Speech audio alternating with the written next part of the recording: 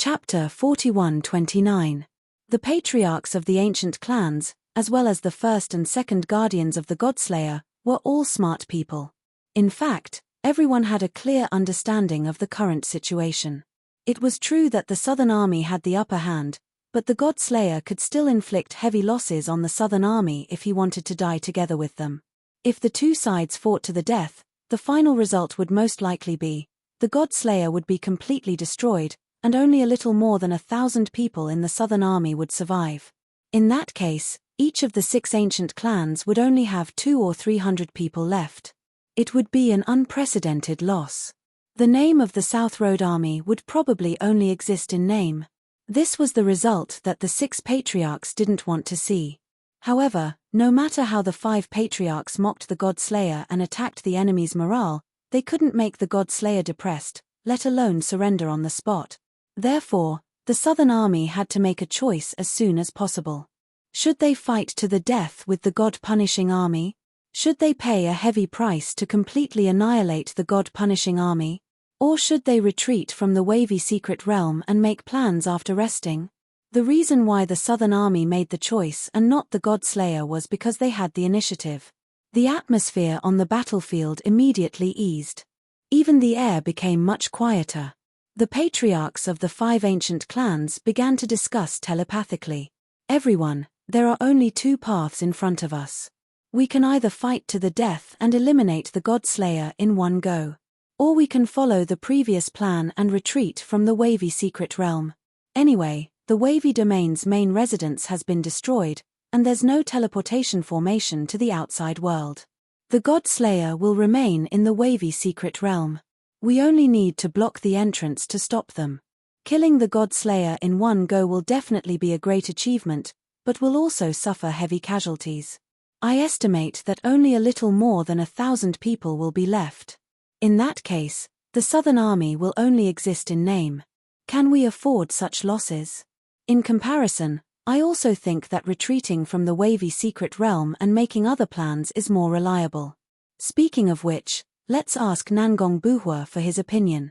After all, he is the Vice-Alliance leader in name, and the Nangong clan has suffered such terrible losses. Forget it, you can ask him. While the clan leaders were discussing, someone asked for Nangong Buhua's opinion, which made everyone feel awkward. However, after the previous incident, everyone's prejudice against Nangong Buhua had lessened. Therefore, the patriarchs tacitly agreed. The patriarch of the Jiang family, Jiang Chuyun, sent a voice transmission to Nangong Buhua on behalf of the other patriarchs, asking for his opinion. Nangong Buhua's injuries were very serious. He was silently adjusting his breath and suppressing the injuries in his internal organs. When he heard Jiang Chuyun's question, he answered without the slightest hesitation, "If I were to make such an important decision on my own, I'm afraid that the morale of the army would be affected. Why don't I ask everyone to wait for a moment while I report the situation to the Alliance Master and ask him to make a decision?" Obviously, Nangong Buhua knew that the 5 patriarchs might not listen to him. Thus, he did not make the decision and left the choice to Ji Tianxing. No matter what decision Ji Tianxing made, no one had anything to say, and everyone would obey. This was no doubt the best solution. Jiang Chuyun was stunned for a moment. He did not expect Nangong Buhua to handle the matter this way. However, he came back to his senses and nodded to show that he understood. Nangong Buhua took out a communication jade slip and started to input a message, preparing to report it to Ji Tianxing. However, at this moment, something unexpected happened. In the sky to the south of the battlefield, a dazzling white light lit up in the direction of the secret realm's entrance. A mighty and majestic divine warship that was thousands of feet long tore through the sky at lightning speed and headed straight for the battlefield. The warship was unbelievably fast. It did not conceal its divine light and powerful aura at all. The thousands of people on the battlefield were alarmed. They all turned to look at the entrance and fixed their eyes on the divine warship. Even Nangong Buhua, who was sending a message, looked up at the sky subconsciously and stopped sending messages. In just 2 short breaths, the magnificent battleship had crossed 80,000 miles in the sky and arrived above the battlefield. Swoosh! The mighty and majestic warship stopped high in the sky and quickly retracted its dazzling divine light and powerful divine power. Countless people's hearts were in their mouths as they stared at the divine warship. The same question popped up in their minds. Which expert's warship is this? Why did it barge into the billowing secret realm at this time? Could it be the enemy's strong reinforcements? The Great Guardian and Second Guardian were sure that the Imperial Tutor was very confident in the God-Slayer and would not send any experts as reinforcements. Therefore, this warship that suddenly appeared was very likely the Rebel Alliance's reinforcement. The 6 clans of the Southern Army also had the same question and worry. They all knew that other than Alliance Master Kenshin, no other expert would help them. However, the Alliance Master was hundreds of millions of miles away at this time. Even if he knew that they were ambushed in the billowing secret realm, he would not be able to rush over. Therefore, this warship that appeared out of nowhere was most likely the reinforcements of the God-Slayer, an expert sent by the Imperial Tutor. In an instant, both sides on the battlefield tensed up. They shrank their formation and got into a defensive posture. At this time, under the watchful eyes of thousands of people, the warship was put away. A handsome white figure appeared high in the sky. He stood in the air and looked down on the battlefield. There was also a handsome and devilishly handsome white-haired young man in silver armor standing behind him like an attendant. Everyone's eyes ignored the white-haired young man and focused on the white-robed figure. When everyone saw his appearance, their expressions changed drastically. Shock and disbelief were written all over their faces. There were even more than 1,000 people who could not help but exclaim, "Oh my God! It's him! How can it be him? I don't believe it! Isn't he in the north? How can he be here? I don't believe it! This must be an illusion. Someone must be pretending to be him. Oh my God, it's the Alliance Master! Oh my God, isn't the Alliance Master in the north? Why does it seem like he fell from the sky? It's been less than 2 hours since we were ambushed. How did the Alliance Master get here? Ha ha ha! I've said it before. Lord Kenshin is omnipotent. He must have mastered some kind of ultimate divine ability that allows him to cross a region in an instant and travel freely in the God realm. Although you mentioned this before, we all thought it was ridiculous and nonsensical. However, it seems like you guessed right. My Alliance Master is amazing. This is unbelievable. It's a miracle. Within 2 hours, he crossed 7 to 8 regions and appeared in front of us out of nowhere. Even the storytellers in the tea house would not dare to make up such a story, right? Lord Alliance Leader is our guardian angel. He is omnipotent. Chapter 41:30. Without a doubt. It was as if a king had descended from the heavens. It was Ji Tianxing. The situation was just as he had guessed. When he arrived at the battlefield, the Southern Army was still able to hold on and had not been defeated. However, he did not expect both sides to have a temporary truce. It seemed like the Southern Army had the upper hand. Among the thousands of people on the battlefield, there was no one who didn't know Ji Tianxing. When both sides saw Ji Tianxing appear, their reactions and expressions were different. The God-Slayer was filled with shock and disbelief. It was too absurd. At the same time, they were filled with fear and uneasiness. Their morale was quickly decreasing. As for the 4,000 people of the Southern Army, they were filled with shock and joy. They were filled with admiration and pride. At this moment, Kenshin's image in their hearts rose to another level. He had become their guardian, an omnipotent king. The worries that had been hidden in the hearts of more than 4,400 clan members had all been lifted. When they saw Kenshin appear, they were completely at ease. In their minds, Kenshin was invincible. Even if Kenshin was alone, he could kill more than 2,000 God-Slayer. Even if they did not participate in the battle and just watched from the side, it would not affect the outcome. Hence, the atmosphere on the battlefield became polarized. On one side, it was gloomy and dead silent. The crowd was filled with fear and despair. On the other side, everyone was cheering. Their blood was boiling and they were in high spirits. Some of them were even dancing with joy. Ji Tianxing looked down at the battlefield. His gaze swept across the battlefield and finally landed on Nangong Buhua and the others. He ignored the God-slayer and flew to Nangong Buhua and the others with White Dragon. Why did the Nangong clan suffer so many casualties? How are your injuries? As soon as they met, Ji Tianxing interrupted Nangong Buhua and the others who were about to bow and asked about the situation in a concerned tone. This scene made the 500 surviving Nangong clan members feel warm and uplifted. No matter how great the Nangong clan's sacrifice was, they felt that it was worth it to gain the Kenshin's trust and concern. Nangong Nahuang was about to explain the reason when Nangong Buhua waved his hand and said with shame, reporting to the Alliance Master, "It was my fault that everyone fell into an ambush and sacrificed themselves. Please allow this old man to report the details after the battle." On the other side, the patriarchs of the 5 families thought that Nangong Buhua would complain when he saw Kenshin. For example, he complained that the 5 clans did not respect orders and were greedy for merit, which led to everyone being ambushed. However, Nangong Buhua did not do so. On the contrary, he did not blame the 5 clans at all. Instead, he took the blame on himself. This made the people of the 5 clans heave a sigh of relief. At the same time, they felt ashamed and self-reproachful. Their expressions were not very natural. Ji Tianxing took a deep look at Nangong Buhua and nodded. "Okay, your injuries are too serious for you to report the military situation in detail. Let's talk about it later.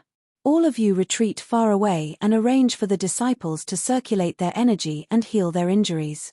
As for the rest, leave it to me." Ji Tianxing waved his hand and asked the people of the Nangong clan to retreat and heal their injuries. He was very confident and domineering. Of course, he did not just wave his hand to give an order. He also sent out a hazy green light that splashed on the bodies of the Nangong clan disciples. The green light entered the bodies of the 500 people and immediately made them feel cool and comfortable. Most of their injuries disappeared and their divine power recovered by a lot. This seemingly casual group healing technique won the gratitude of the Nangong clan disciples. It also made the eyes of the disciples of the 5 families shine with admiration and envy. After the people of the Nangong clan retreated, Ji Tianxing looked at the patriarchs and elders of the 5 families. His expression was solemn as he asked in a dignified tone, "This result is not what you want to see, nor is it what you want, right?"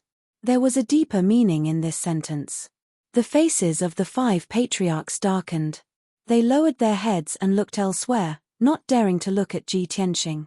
Of course, this was a sign of guilt. Ji Tianxing did not reprimand them in front of everyone. He said expressionlessly, "We will talk about the details after the battle. But now, I hope that you can make up for your mistakes and not disappoint me a second time."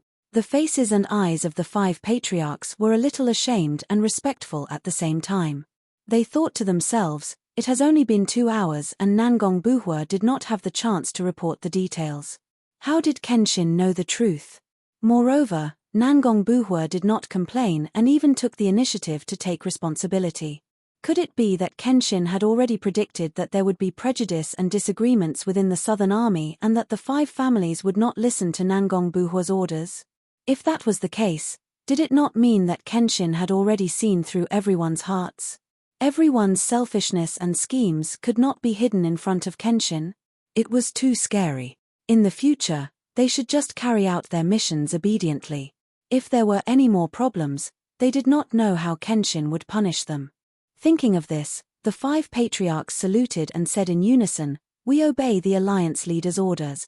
Seeing that the 5 patriarchs had a good attitude in admitting their mistakes, Ji Tianxing did not pursue the matter further.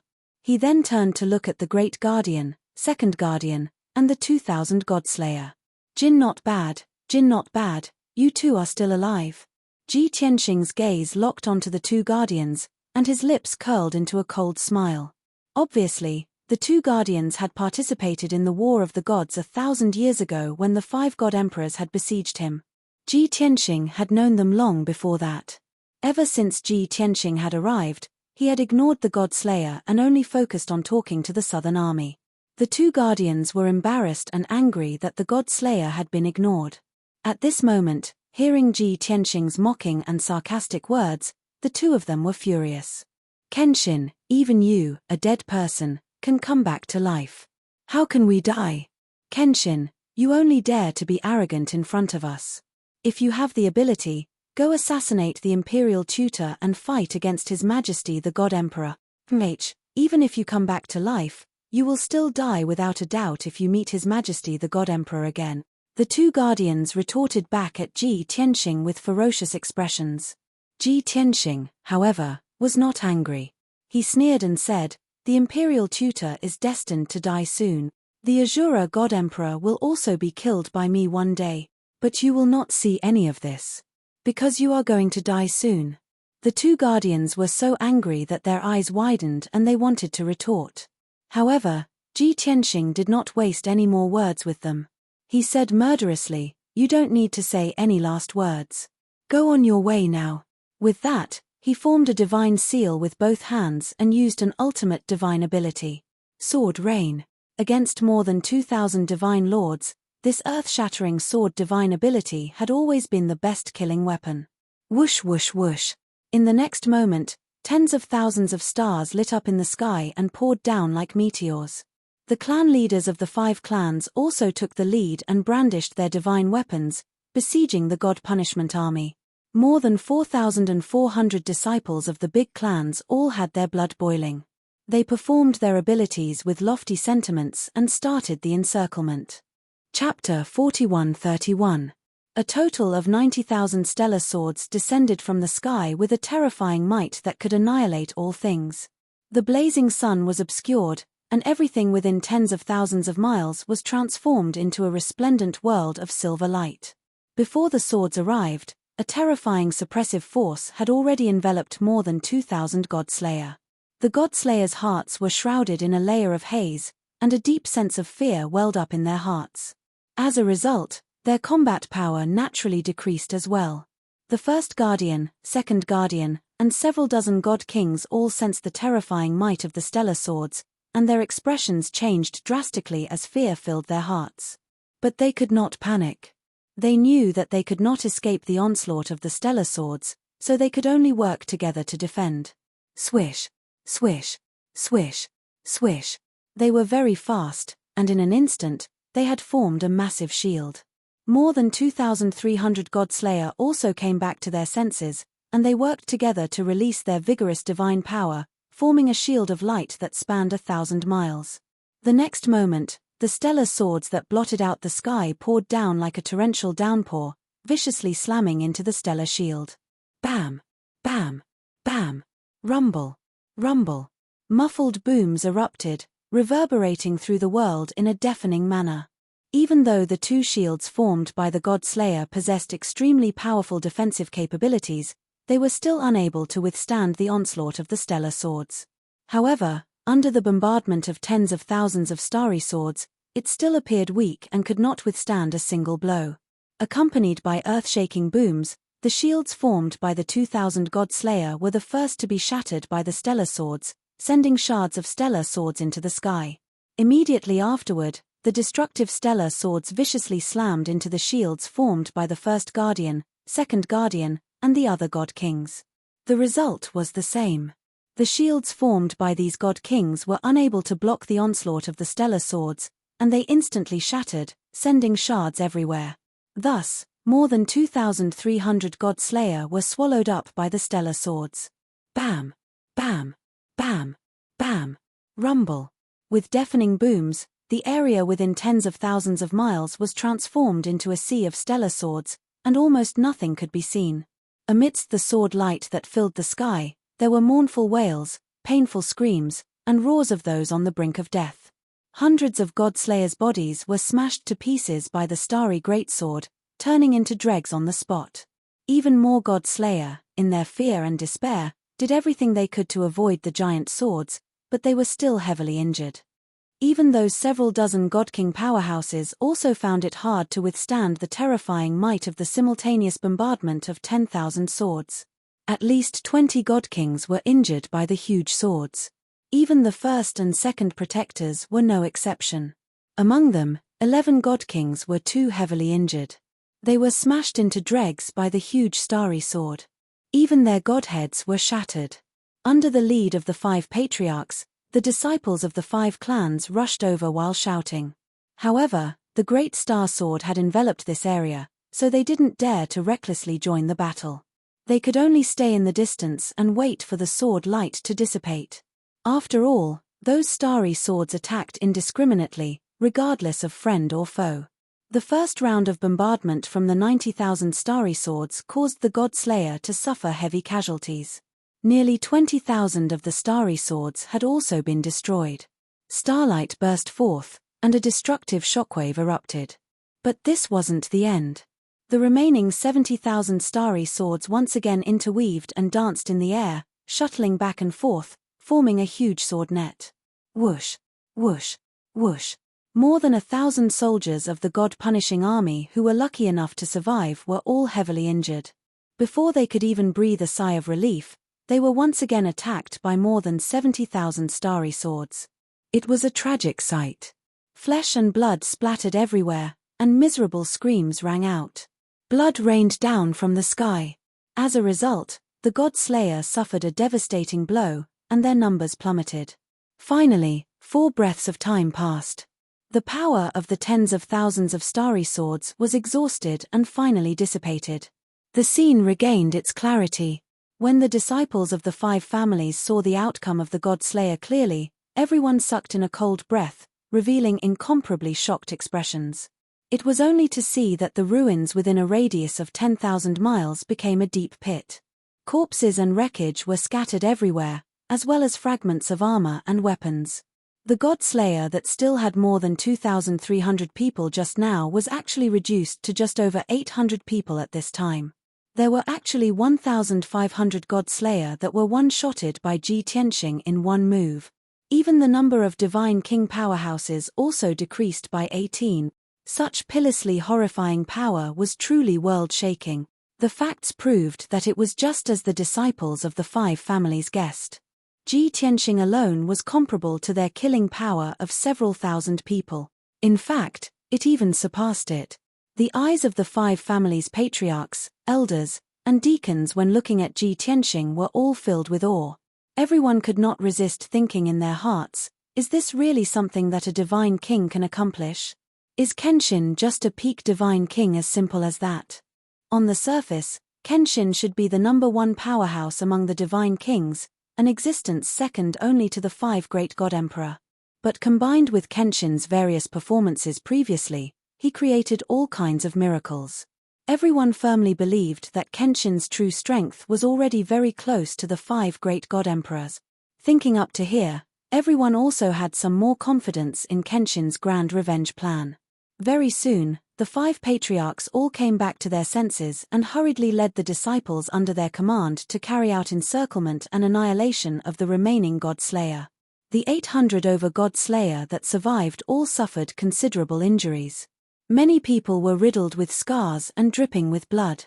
Their combat power was also greatly reduced. When the 4,000 over people of the 5 families rushed up, it was like a monstrous flood, rapidly drowning those God Slayer.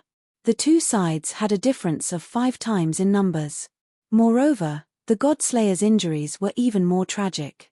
In addition, the disciples of the 5 families all had the intention of redeeming themselves by meritorious service and showing off in front of Kenshin. They charged especially bravely and with all their might, quite a kind of feeling of charging forward with no regard for their own safety.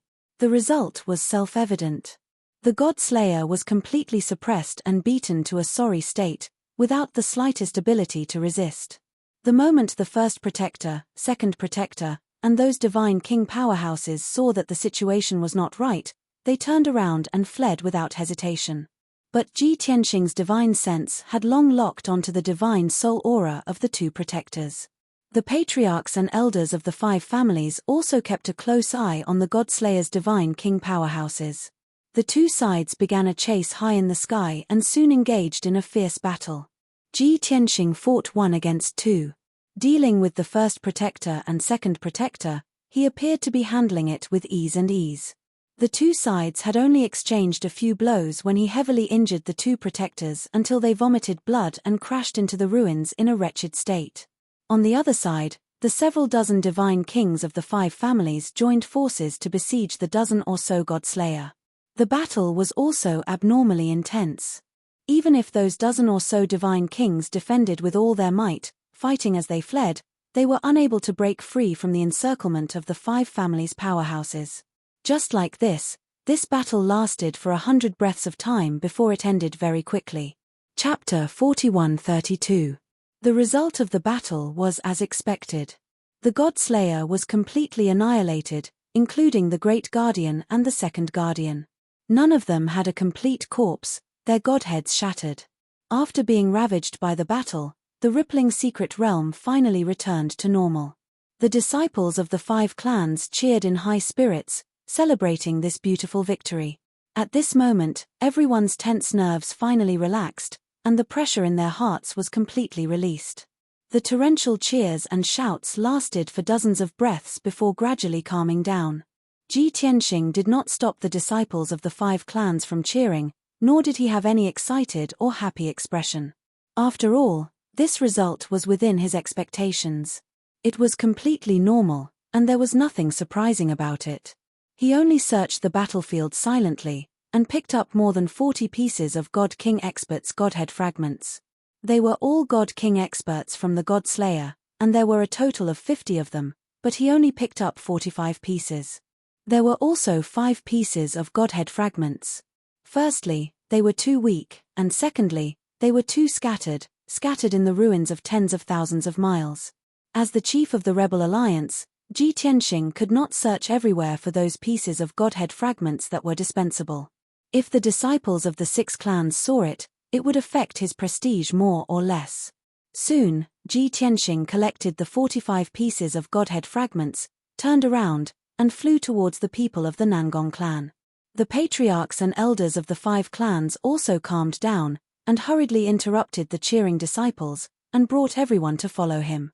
The 6 forces of the Southern Army gathered at the grassland at the edge of the battlefield. Ji Tianxing ordered with a calm expression, each clan, send 20 disciples with lighter injuries to clean up the battlefield, and collect the spoils of war and the remains of the dead. Each clan's patriarchs and elders will stay, and the others will leave to treat their injuries. Receiving the order, everyone said yes in unison, and started to move. 120 disciples of the clans returned to the battlefield to clean up and count. The other 4,000 people were divided into 6 groups, and they all took pills to treat their injuries. In the sky above the grassland, there were only 50 God King Experts left. These 50-odd people were the pillars of the 6 families, the trump card of the South Army. Ji Tianxing looked around. Seeing that everyone was silent, he looked at Nangong Buhua and said, "Nangong Buhua, tell us everything in detail." When everyone heard this, they guessed that Ji Tianxing wanted to find out the truth and settle the score with the 5 patriarchs. Thus, the patriarchs and elders of the 5 powers all frowned, feeling uneasy in their hearts. Without hesitation, Nangong Buhua said with a deep and vigorous voice, 4 hours ago, we arrived at the entrance of the wavy secret realm as planned. At that time, this old man remembered the Alliance Master's warning and suggested that the Nangong clan should enter first in case something happened in the wavy wave secret realm. After the Nangong clan had ascertained the situation, the 5 clans would enter first. In just a few dozen breaths, Nangong Buhua recounted everything that had happened in detail. Of course, he was only stating the facts objectively. He did not make any comments about the 5 patriarchs' actions and thoughts. Even the 5 patriarchs and the numerous elders didn't think that he was lying or exaggerating when he told the story in front of everyone.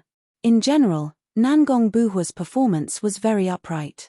After Ji Tianxing heard this, he turned to look at the 5 patriarchs and asked in a deep voice, "Do you have any objections to the Vice Alliance Master's report?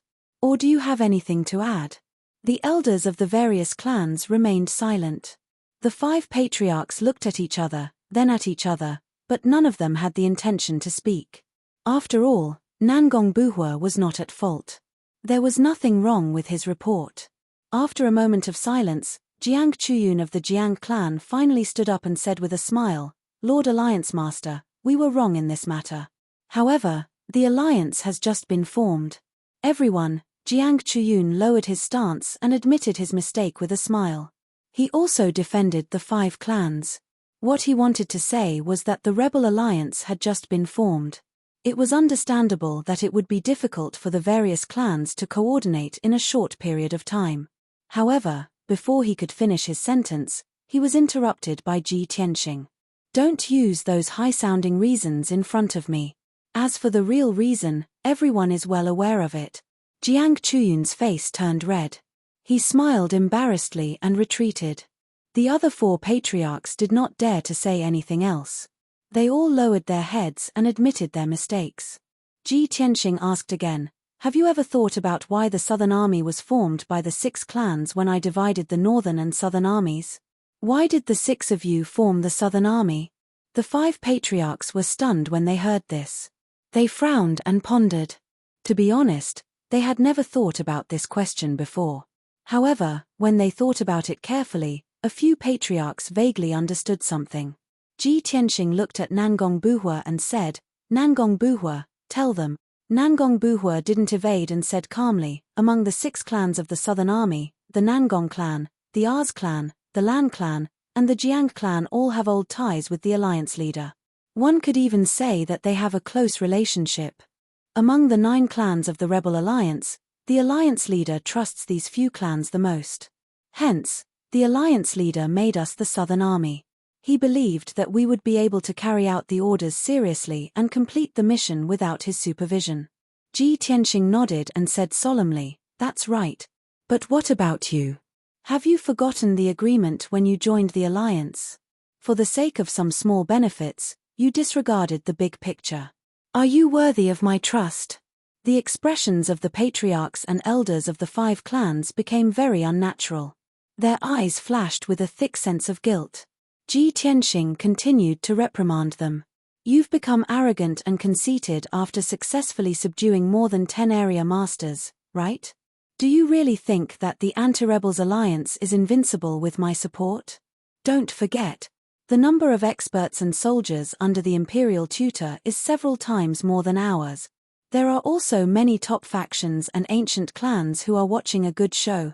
Our strength is still very weak, and we don't have enough confidence to win this war that will change the fate of the boundless heaven continent. Please don't be complacent and don't treat the lives of your disciples as a joke. This time, the imperial tutor sent a god slayer to ambush you. Fortunately, the imperial tutor was careless and allowed you to turn the tables. Even so, if I hadn't arrived in time, you would have sacrificed even more disciples. How many elite disciples do you have in your clans that you can sacrifice and squander? Ji Tianxing's words made the 5 patriarchs feel ashamed.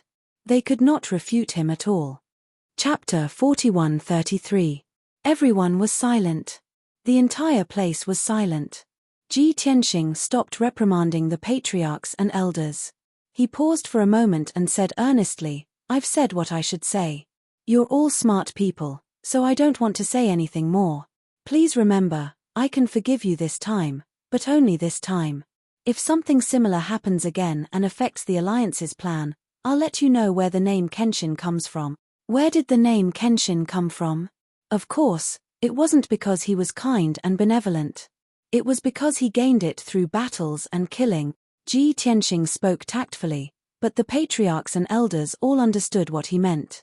Everyone was shocked and nodded to show that they understood. Don't worry, Alliance Master. This will never happen again. After this incident, we've all seen Vice Alliance Master Nangong's character. We also understand why you appointed him as Vice Alliance Master. Don't worry, Alliance Master. We'll obey Vice Alliance Master's orders from now on, just like we obey your orders. We're willing to make up for our mistakes. Alliance Master, please don't be angry. Watch our performance in the future. Fortunately, Alliance Master came like a divine soldier from heaven and resolved this crisis, saving the lives of countless disciples. We won't dare to hope for such a good thing to happen again. The patriarchs sincerely admitted their mistakes and promised Ji Tianxing that the same thing wouldn't happen again. At the same time, the 5 patriarchs witnessed Nangong Buhua's actions and character. They also saw the sacrifice of the Nangong clan. They were touched. Their prejudice against Nangong Buhua was dispelled. Ji Tianxing ended the lecture and said to everyone, I hope everyone will remember this lesson and won't repeat the same mistake. All right, those who are seriously injured, Go and treat your injuries. Those who aren't seriously injured, follow me to find the Wavy Zone Master. After his reminder, everyone remembered that the thousands of people under the Wavy Zone Master's command hadn't shown up since the beginning of the battle. Someone immediately explained, after the God Slayer came to the Wavy Wave secret realm, he took control of it by force and imprisoned the Wavy Zone Master's people. When we were fighting, we destroyed the main mansion of the Wavy Domain, but we didn't find any prison or formation. I suppose the prison where the realm of billowing waves is imprisoned is in the depths of this arcane realm. Therefore, Ji Tianxing took a few chiefs and a dozen elders to the depths of the secret realm to find the realm master of the Billow realm. The other 30 or so elders were more seriously injured, so they stayed behind to recuperate. Ji Tianxing and the others flew across the sky in a grandiose manner. At the same time, they released their divine senses to explore the surroundings. Sure enough, after a quarter of an hour, they arrived at the depths of the secret realm. Ji Tianxing noticed something strange. At the foot of a 1,000-foot-tall mountain, there were ripples of divine power tens of thousands of feet deep underground. It seemed like there was a divine array operating there.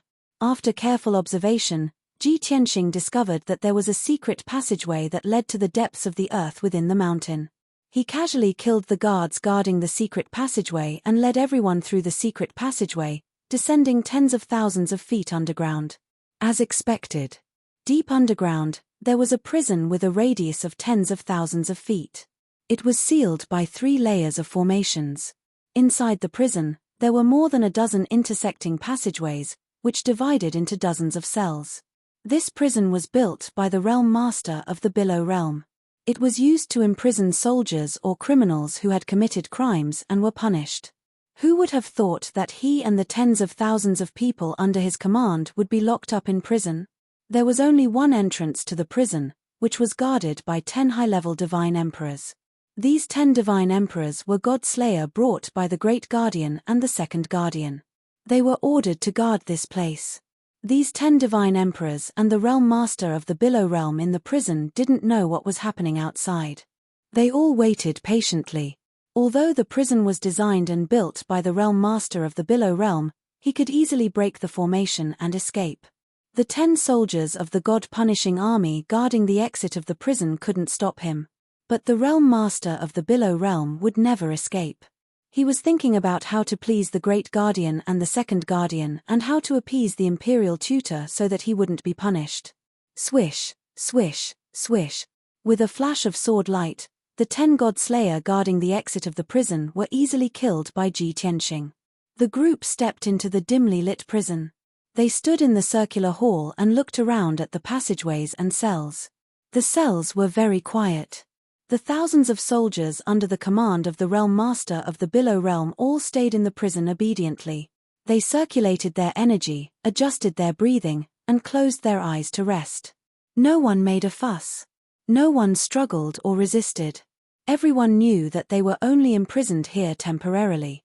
They wouldn't be hurt or punished. When the God Slayer destroyed the southern army of the Rebel Alliance, they would be able to leave. At this moment, Ji Tianxing entered the prison with a dozen God Kings. Their appearance immediately attracted the attention of thousands of people and alerted them.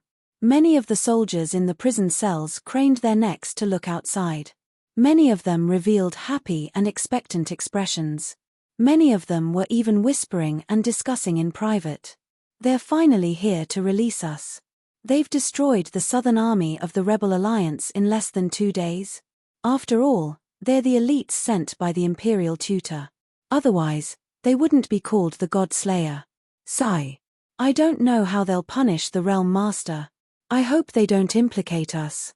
At this critical moment, the Imperial Tutor might punish the chicken to warn the monkey. I hope our Realm Master doesn't become that chicken. Obviously, the soldiers under the command of the Realm Master of the Billow realm had never seen the First Guardian and Second Guardian. When they saw Ji Tianxing and a dozen God Kings, they instinctively thought that they were the generals of the God Slayer.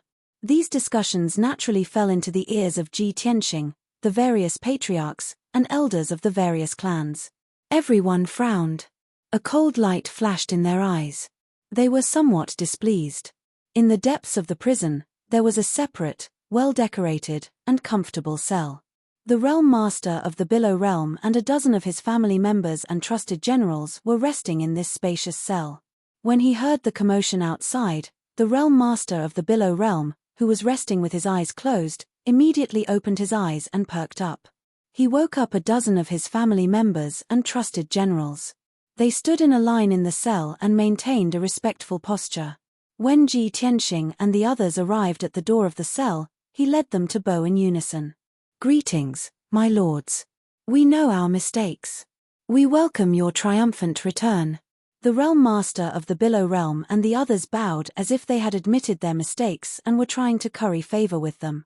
However, before he could finish his sentence, Ji Tianxing and the others appeared at the door of the cell. He was stunned. When he saw a dozen unfamiliar faces looking at him expressionlessly, the realm master of the Below Realm was dumbfounded. He had never seen these people before. Basically, he didn't know any of them. Only a high-level god king and the white-robed young man in the lead felt familiar to him. Chapter 41-34. The ruler of the zone had thought that the God Slayer had destroyed the army of the Southern Army and had come to release him from prison. He had to put on the lowest attitude, sincerely admit his mistake, and try his best to curry favor with the two guardians.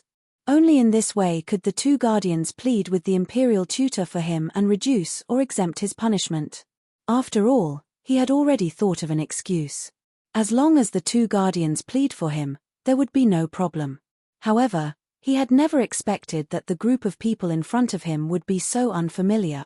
Among this group of people, there were two people that he felt familiar with, and he definitely didn't want to see them. He vaguely remembered that he had seen the white-haired old man more than 200 years ago. He seemed to be Lan Wuji, the leader of the Lan family from the prehistoric times. As for the leader of this group of people, he had never seen the handsome young man in a white robe with his own eyes, but he had seen his portrait. If he guessed correctly, he should be the famous Kenshin, a legend from 1,000 years ago. The ruler of the zone was dumbfounded. He stared blankly at Ji Tianxing and the others and froze on the spot. He had never expected that it was not the God Slayer who had come, but the Rebel Alliance. What was more frightening was that even the Kenshin had appeared. That's not right. Isn't the Kenshin leading the army of the Northern Army of the Rebel Alliance in various regions in the north? He is so far away from the Wavy domain. How could he appear here? The ruler of the zone couldn't help but have this question in his mind. However, now was not the time to think about it. Under the watchful eyes of so many people, he had to resolve the awkwardness and find a way to salvage the situation. Therefore, after a short moment of astonishment, he immediately concealed his true thoughts and emotions. He smiled sincerely and looked at Ji Tianxing and the others with excitement. He said sincerely, "Leaders, I've been waiting for you for so long. That's great, we're finally saved." At this point, the domain master of the Wavy Sea domain cheered as if she had just survived a disaster. His family members and trusted generals behind him, however, were not as shrewd as him. They were all in a state of confusion. Everyone looked at Ji Tianxing and the others suspiciously, wondering who these people were. What was going on with the domain leader? Wasn't it the God Slayer who imprisoned us? Why did he call the other party the Patriarch, and even say that we were saved? What was going on? Why can't I understand? At this moment, the surging wave zone master explained with great emotion, "I've been waiting for your arrival for the past few days. I even asked my subordinates to prepare a banquet to entertain you. I was just waiting for you to arrive, and I'll recite the oath and join the Rebel Alliance to help you achieve great things." Who would have thought that the God Slayer would sneak in, capture me and my soldiers, and imprison us here? In order to preserve my strength and not let my soldiers sacrifice their lives in vain, I could only endure the humiliation. Because I believe that the patriarchs will definitely arrive on time, defeat the God Slayer, and save us. As it turns out, the Southern Army didn't disappoint me. What surprised me even more was that not only did the patriarchs and elders come to save me, but even the Honorable Lord Kenshin came. As he spoke, the ruler of the zone stared at Ji Tianxing with bright eyes and said excitedly, "You must be Lord Kenshin, right? You're indeed more outstanding than the rumors, and I admire you. I've heard countless legends about Lord Kenshin, but I didn't expect to see you with my own eyes one day. I'm so lucky that I can die without regrets. After that, the ruler of the zone bowed deeply to Ji Tianxing in front of everyone. Through this series of actions, the ruler of the zone successfully eased the awkwardness and pointed out the identities of Ji Tianxing and the others. His family members and trusted generals behind him were suddenly enlightened and knew the result. It turned out that it was not the God Slayer who had come to release them, but the Southern Army of the Rebel Alliance and Kenshin. Since the Southern Army had arrived and the Sword God had also appeared, the result was self-evident. The Southern Army must have won, and the God Slayer had been defeated. Although this result was very shocking and unbelievable, it was the truth. The ruler of the zone's family members and trusted generals were not stupid, and they all knew what to do. They all imitated the ruler of the zone and put on a grateful and respectful attitude. Even the several hundred soldiers in the nearby prison cells knew the truth and saw the scene that had taken place here. They all transmitted their voices to the others, reminding their companions not to expose themselves. Therefore, in a short while, the thousands of soldiers in the prison cells all knew that the God Slayer had been defeated, and that the Kenshin and the Southern Army had won. Such news was more shocking than the previous one, and it made the people in the prison cells cry out in surprise.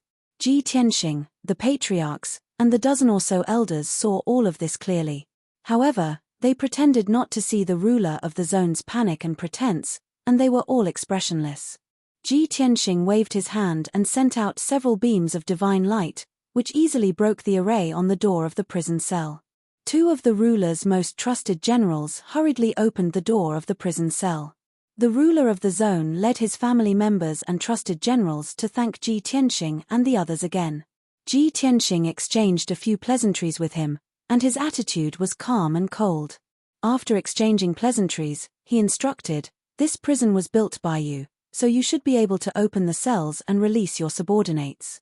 I'll wait for you outside. You have 7 minutes." After that, Ji Tianxing turned and left with the patriarchs and elders. They left the underground prison and waited at the peak of the 1,000-foot-high mountain. Before the ruler of the zone arrived, the patriarchs all told Ji Tianxing, "Lord Alliance Master, the ruler of the zone has obviously surrendered to the God Slayer. He thought that the God Slayer had destroyed us, so we should release him. He didn't expect that we would be the ones to rescue him. This guy is two-faced and can't be trusted. Lord Alliance Master, the ruler of the zone has no integrity. Please don't let him hold such an important position." This old man also agrees.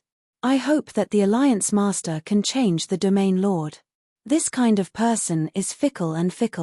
We can't entrust him with important tasks." Obviously, the patriarchs had a very bad impression of the ruler of the zone and hoped that Ji Tianxing could replace him with someone else.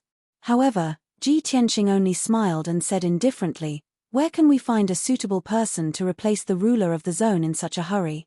Besides, all the subordinates of the ruler of the zone are unharmed. If we change the ruler, we'll have to change at least thousands of generals and officials. As for the ruler of the zone's loyalty, we just need him to swear the oath of surrender. A fickle person like him must be very afraid of death. Since he's a smart person, he knows what to do. You don't need to worry."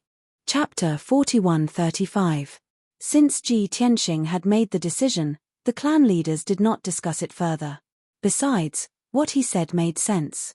Most importantly, everyone had recited and heard the oath of surrender many times. The oath was thousands of words long and contained dozens of details and oaths.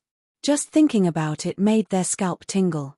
After reciting the oath, they would feel the power of the heavenly path and be monitored by the heavens. No matter who it was, as long as they did not want to be blasted into smithereens by the heavenly punishment, they would not dare to violate the oath. Thinking of this, the clan leaders and elders did not have any objections. Ji Tianxing gave the domain master half an hour. However, the domain master of the Billow Zone would never use it to open the cells. He would leave it to his trusted subordinates to do that. When Ji Tianxing and the others left, the domain master frowned deeply. His respectful and humble attitude instantly disappeared. Phew, he let out a long sigh of relief and felt lucky in his heart. He was extremely glad that he had reacted quickly enough. He knew that his acting skills were not good enough and Ji Tianxing and the others would have seen through him.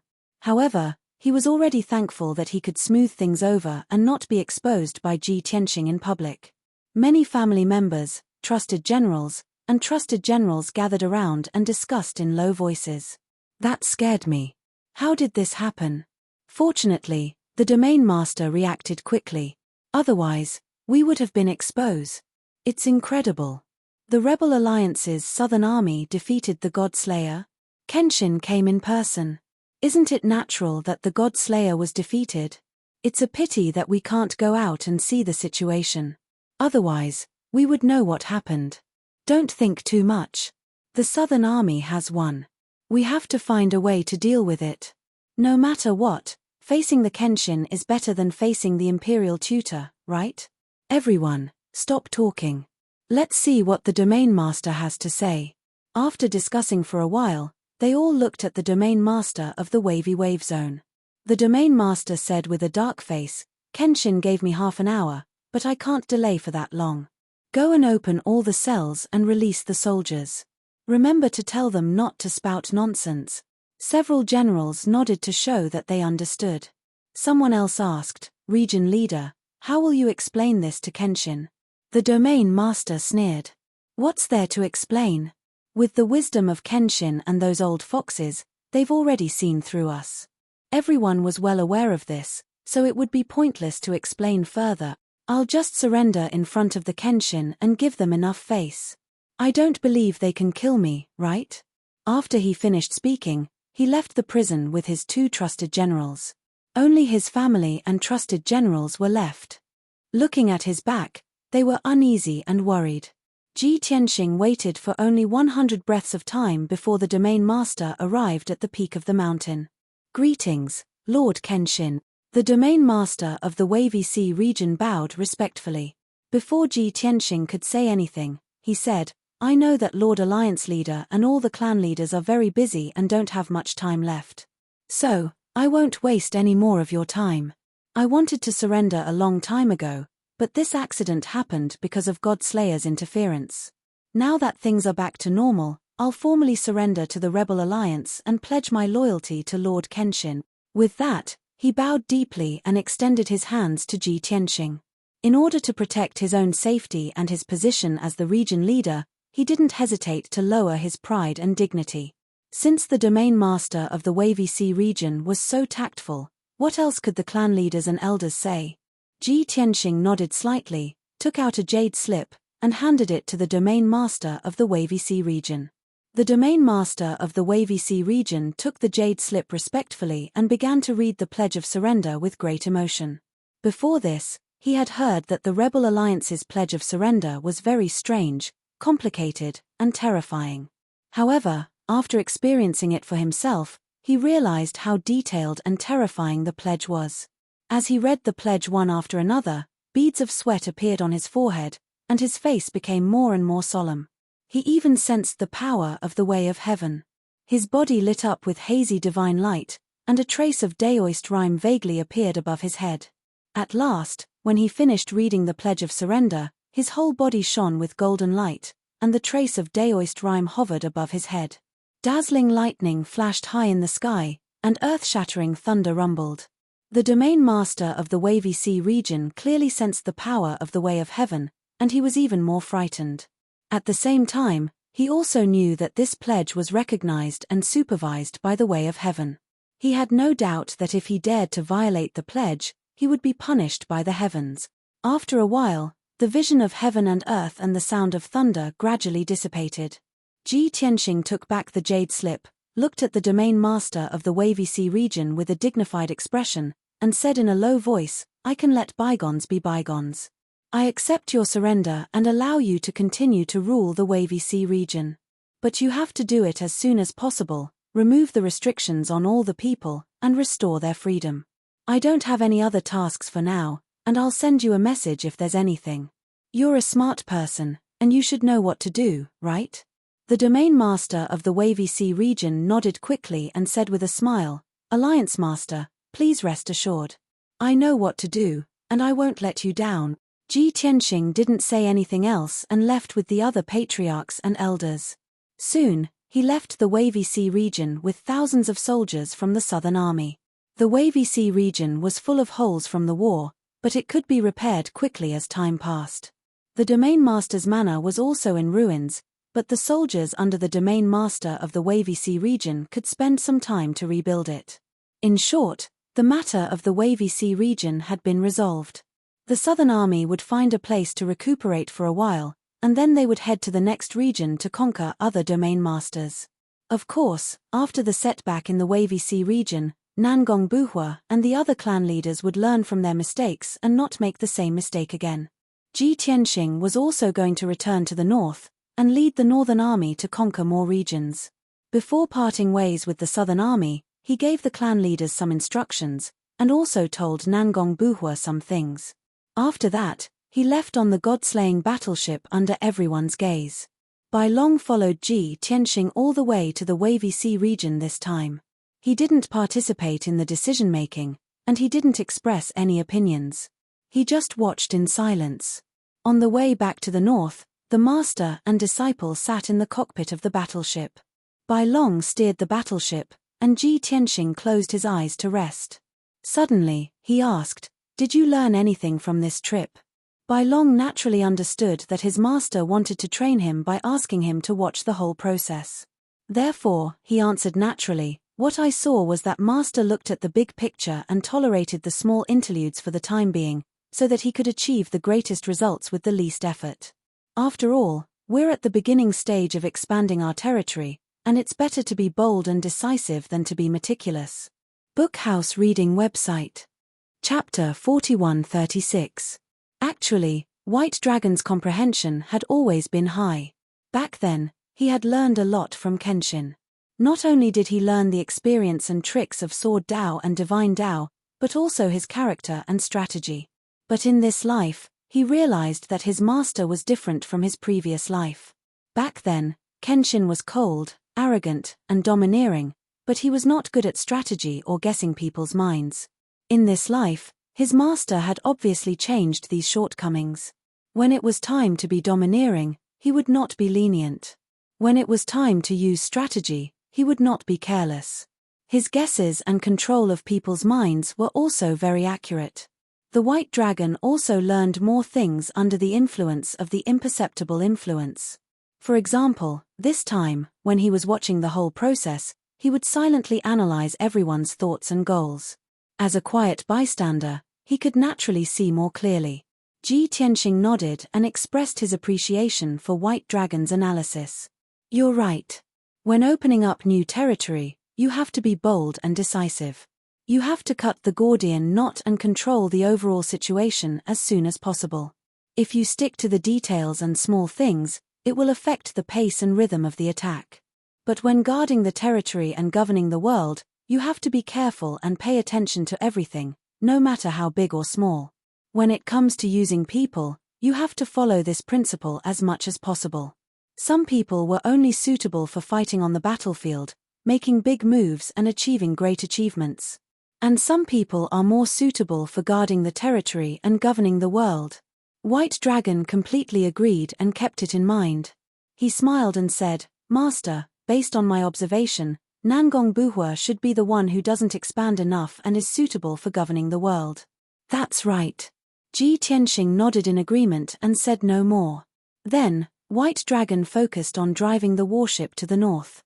Ji Tianxing returned to the distorted spacetime of Jotian 10 Absolute's tower to cultivate in seclusion. Previously, he still had more than 40 Godhead fragments to refine. This time, in the Wavy Secret Realm, he obtained another 40. He estimated that after refining these 90 Godhead fragments, his strength would increase by a lot. After returning to the distorted spacetime, Ji Tianxing sat cross-legged under the Bloody Flame sacred tree. He took out many Godhead fragments and quickly entered a state of cultivation. At the same time, news about the God Slayer and the Wavy Wave secret realm began to spread. There were two sources of information. The first was leaked by the subordinates of the Wavy Wave domain's domain lord. As for the other portion, it was information deliberately released by the Shimi Paradise, a subordinate of the Rebel Alliance. The reason why this news was released was to strengthen the reputation of the Rebel Alliance and let the people of the entire boundless heaven continent know that the Rebel Alliance was invincible. And Kenshin's elusiveness and omnipresence. In addition, it was also to severely damage the morale of the Imperial Tutor faction and let the Rebel Alliance suppress the Imperial Tutor faction. Ever since Ji Tianxing established the Rebel Alliance, he had already made these plans. Shimi Grotto Heaven was in charge of gathering intelligence and information, as well as planning propaganda and public opinion attacks. The battle between the Rebel Alliance and the Imperial Tutor faction was not as simple as a battle of blood. Of course, it also included a battle of public opinion. It was precisely because of Shimi Grotto Heaven's plan that the Rebel Alliance won the reputation of being the savior of the world and the love and support of hundreds of millions of people. After the news was released, it spread to all parts of the boundless heaven continent in just one day. 2 days later, almost all the top forces, empires, and God King powerhouses in the region received this news. Only then did the people of the world know that the Imperial Tutor, who seemed to be biding his time and guarding the Dark Knight domain, had secretly sent an elite God Slayer to the Wavy Wave domain to destroy the Southern Army. Originally, the Imperial Tutor's plan had already succeeded. The God Slayer had successfully ambushed thousands of Southern Army in the Wavy Wave secret realm, and the two sides had engaged in an intense battle. However, the Imperial Tutor had underestimated the strength of the Southern Army. The God Slayer had struck first, but it was unable to destroy the Southern Army. It had even fallen into a dilemma. Then, the most unlikely person to appear, Kenshin, suddenly appeared in the Wavy Wave secret realm, like a divine soldier descending from the heavens. Kenshin destroyed thousands of God Slayer with just a wave of his hand. Then, the Southern Army completely destroyed the God Slayer and conquered the Wavy Wave domain. Such a story full of twists and turns and ups and downs made everyone who heard the news feel incomparably shocked and excited. The people of the boundless heaven continent had not heard of such a thrilling battle for thousands of years. And the protagonists of this wonderful battle were Kenshin and the Imperial Tutor faction. It was even more exciting. For a time, all the regions, empires, and hundreds of billions of people in the boundless heaven continent were discussing this matter. In the streets and alleys, people could be seen in groups of 3 to 5, describing the process of the battle with great emotion. The bystanders would also let out excited cheers. For the next 10 days, this matter was repeatedly transmitted and spread, gradually becoming known to everyone. Most of the people had never seen Kenshin, nor did they know those God Slayer. But this did not stop them from worshipping Kenshin, cheering for the Rebel Alliance, and applauding the destruction of those God Slayer. The people of more regions were looking forward to the Rebel Alliance's arrival as soon as possible, conquering their regions, and restoring their freedom. Although they could not use actual actions to support the Rebel Alliance and Kenshin. But they could use their faith to support and encourage the Rebel Alliance. When the people heard this news, this was their reaction. They were overjoyed and looked forward to it. However, the leaders of the various regions, the leaders of the top forces, and the ancient clans who were watching from the sidelines had a different feeling. While they were shocked and incredulous, they also felt deeply afraid and worried. Judging from the current situation, the Rebel Alliance was invincible. Its momentum was established, and it also had extremely high prestige among the people and the support of the people. Meanwhile, the Imperial Tutor's faction suffered consecutive defeats and lost several top powerhouses. The situation was not optimistic, and the situation was becoming more and more urgent. Many of the region leaders were considering whether it was time to make a choice. Many of the top forces and ancient clans also began to hesitate and weigh the pros and cons. Should they continue to maintain a wait-and-see attitude, or should they side with the Rebel Alliance? Judging from the current situation, the Rebel Alliance, commanded and led by Kenshin, was already unstoppable. Like the autumn wind sweeping away fallen leaves, the Imperial Tutor could not resist at all. In less than a year, the Kenshin would be able to sweep across the entire boundless heaven continent and surround the Anya domain. Although everyone understood that siding with the Kenshin at this time was not a timely help, at most it was icing on the cake.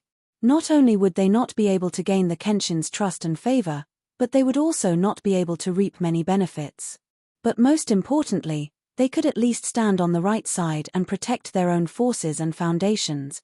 If they did not join the rebel alliance, what would they do when the Kenshin unified the boundless heaven continent in the future?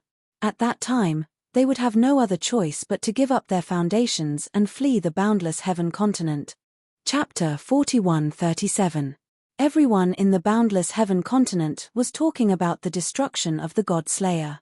While they marveled at Kenshin's divine foresight, unpredictability, and power, they couldn't help but wonder how the Imperial Tutor would react. Not only did the carefully planned plan and the chosen God Slayer fail to destroy the Southern Army, but it was also completely wiped out.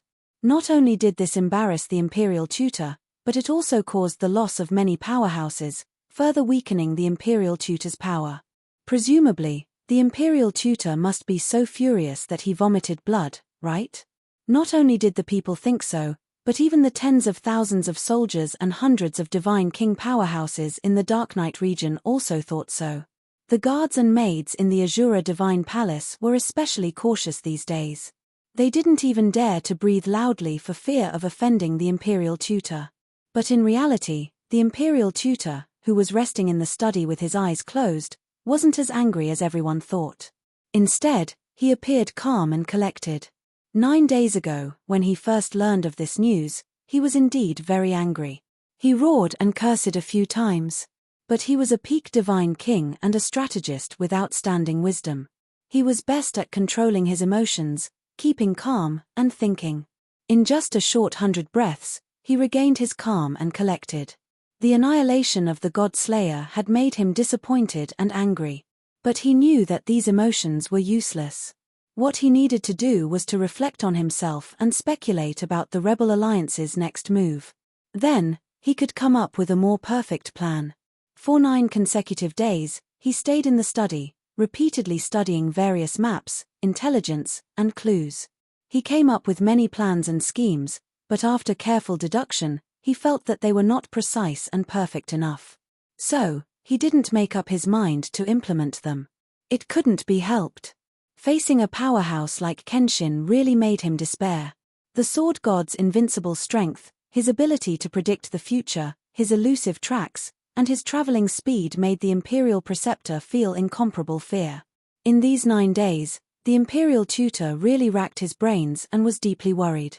In the end, he was forced to activate the altar array again and try to contact the Azura God Emperor. He reported the course of events and the current situation to the Azura God Emperor. And the Azura God Emperor, after pondering for a long time, actually gave a reply. An answer that the Imperial Tutor didn't dare to imagine and even felt that it was unbelievable. When the Imperial Tutor asked again and confirmed the answer, he was so excited that he almost cheered. After the communication between the two sides ended, the Imperial Preceptor returned to the study room. He was full of energy and confidence. His previous worries were all swept away. He had regained his usual majesty and seemed to be confident and unfathomable. The generals and guards under his command were all curious and asked him indirectly if there was any good news. However, the Imperial Preceptor kept his mouth shut and didn't say anything. He seemed very mysterious. The generals and guards were even more curious, but due to military rules and regulations, they didn't dare to make wild guesses and discuss. They could only bury their thoughts in their hearts. 10 days had passed. The deity-slaying warship returned to the north of Yenshu Grotto Heaven and met up with the army on the north. Ji Tianxing cultivated in seclusion in the distorted spacetime for 500 days and refined 90 pieces of the shards of divinity. Just as he expected, after refining these shards of divinity, his strength doubled again. He also took 80 divine Tao precepts from these shards of divinity. Now, the number of precepts he mastered had reached 1,380. On the way to the next region, the people of the 3 forces entered the deity-slaying warship. The White Dragon still steered the warship. Ji Tianxing cultivated in the distorted spacetime for a while to stabilize his foundation of the divine Tao. On the 12th day, the deity-slaying warship entered the next region. At this moment, a communication jade slip flew into the warship. The White Dragon took a look and knew that it was a message from Nangong Buhua. He guessed that it was something urgent and woke Ji Tianxing up with a telepathic message. Ji Tianxing left the Jiutianzhu Tower and appeared in the control room. He picked up the communication jade slip. Before reading the message in the jade slip, he had a rough idea of what it was. After he read the message, his guess was immediately verified. A playful smile appeared at the corner of his mouth. Just as he had expected, Nangong Buhua's message reported something to him. Over the past few days, a few more top forces and ancient clans had expressed their intention to join the Anti-Rebellion's alliance, earnestly requesting to join the Anti-Rebellion's alliance.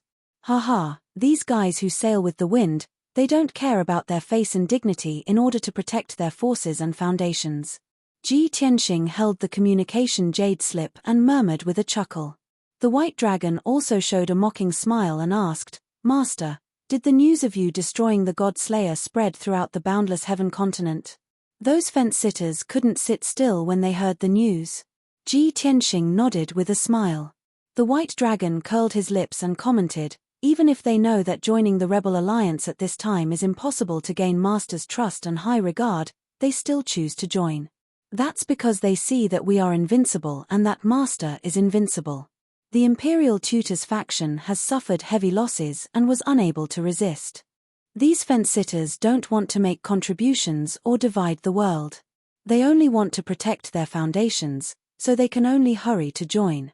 Alas, these guys who aren't willing to take risks and invest, how can they achieve great things?"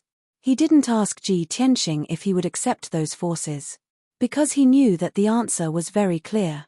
His master would definitely accept it. For the sake of the big picture. In order to control the boundless heaven continent and completely overthrow the rule of the Azura God Emperor. But it was only limited to accepting. His master would never trust and regard those forces highly, let alone give them generous treatment. After thinking for a moment, the white dragon asked the most crucial question. "Master, after you accepted the allegiance of these forces and clans, you just let them be. After you killed the Meng Shuai, didn't a few forces also come to join you? Don't you plan to find something for these forces to do? You can't let them do nothing and just sit back and enjoy the fruits of your labor, right?" In the White Dragon's view, even if these new forces didn't get any treatment or rewards, they would still join the Rebel Alliance. But if they joined the Anti-Rebels Alliance, the greatest benefit and preferential treatment would be that they would be able to preserve their foundation for generations to come. Therefore, he used the words "sit back and enjoy the fruits of others' labor." Ji Tianxing glanced at the white dragon and said with a smile, "You've asked the right question. Yes, I've had this idea for a long time to let them do something. It's just that there were only 5 forces that joined before, so it was difficult for them to achieve great things. Now, with these 5 forces, there are 10 forces. It's time to use them to do something." The white dragon's eyes lit up and he asked expectantly, "Master, what tasks do you plan to arrange for them?" Chapter 41:38. Bai Long knew that his master would not arrange for the 10 factions to form an army to conquer the various regions. First of all, they couldn't find someone they could trust to take on the responsibility of leading those 10 forces. Secondly, the loyalty of the 10 factions was not guaranteed, so he could not trust them too much. Moreover, the 10 factions had only said that they wanted to submit, but they had not yet sworn their surrender. This made Bai Long even more confused. How would his master arrange for the 10 factions? Ji Tianxing smiled and said slowly, "The most important thing now is to gather the leaders of the 10 factions and have them swear their surrender. Only with the binding of the oath can they carry out my orders." Bai Long nodded in agreement. After thinking for a while, he said, "Master, the 10 factions are scattered all over the continent and are rather far from each other. The disciple estimated that it would take about half a month to gather all of them.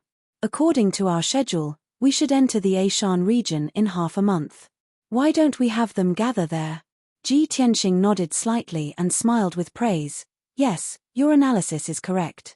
It is exactly what I want. I will send a message to Nangong Buhua and have him inform the 10 factions. However, I am afraid that we will have to treat them differently this time. Not only will the faction leaders and clan leaders of the 10 factions have to come, but the vice-faction leaders and clan leaders will also have to be present." Bai Long's eyes lit up. "Master, you mean to have their faction leaders, vice-faction leaders, and clan leaders all swear their surrender?"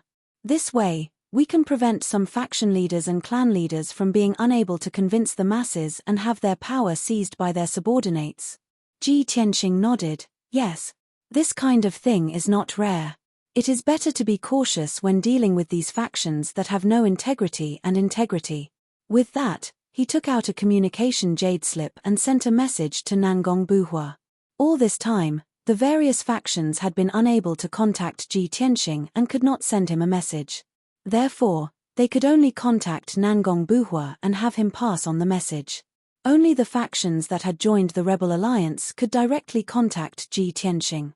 Soon, Ji Tianxing sent out a message. Given Nangong Buhua's personality, he would definitely inform the 10 forces of his decision as soon as possible. Seeing that his master was about to enter the distorted spacetime of the divine pagoda to continue cultivating in seclusion, in the end, Bai Long couldn't suppress the doubts in his heart and asked, "Master, you still haven't told me what you're going to arrange for those 10 forces to do." Ji Tianxing revealed a meaningful smile and said, "Even if those 10 powers surrender, they can't form an army to fight. However, it shouldn't be a problem for them to run errands and send messages. If they can't even do something like this, then they are worthless." Bai Long was stunned for a moment. After thinking for a while, he understood what his master meant. He immediately smiled and nodded. "Good idea. Not only can they do what they can, but it can also save us time and speed up our progress. A smart person would understand with just a hint, and there would be no need for additional explanations." In the next half a month, the boundless heaven continent was still in a whirlpool. Hundreds of billions of people were still talking about Ji Tianxing killing the Great Guardian and Second Guardian, and destroying the God Slayer.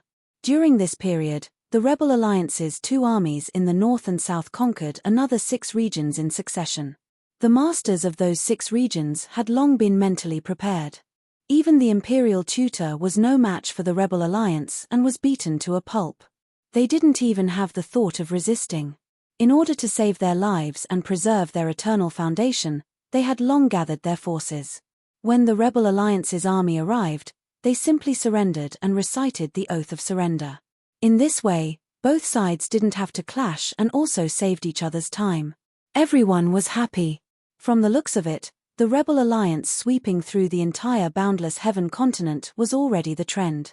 Unless dozens of masters banded together to resist, no one could stop the trend. If there was any resistance, they would definitely be crushed by the surging torrent. On the morning of the 16th day, the god-slaying warship arrived at the summit of the Wormwood Mountain region's heavenly Wormwood Mountain. This place was designated by Ji Tianxing, the place where the leaders of the 10 factions were to gather. When the god-slaying warship descended on the summit of the 30,000 feet tall mountain, dozens of divine king powerhouses had long gathered on the vast mountain summit. Roughly 50 over people were divided into 10 groups, standing on the mountain summit and waiting patiently.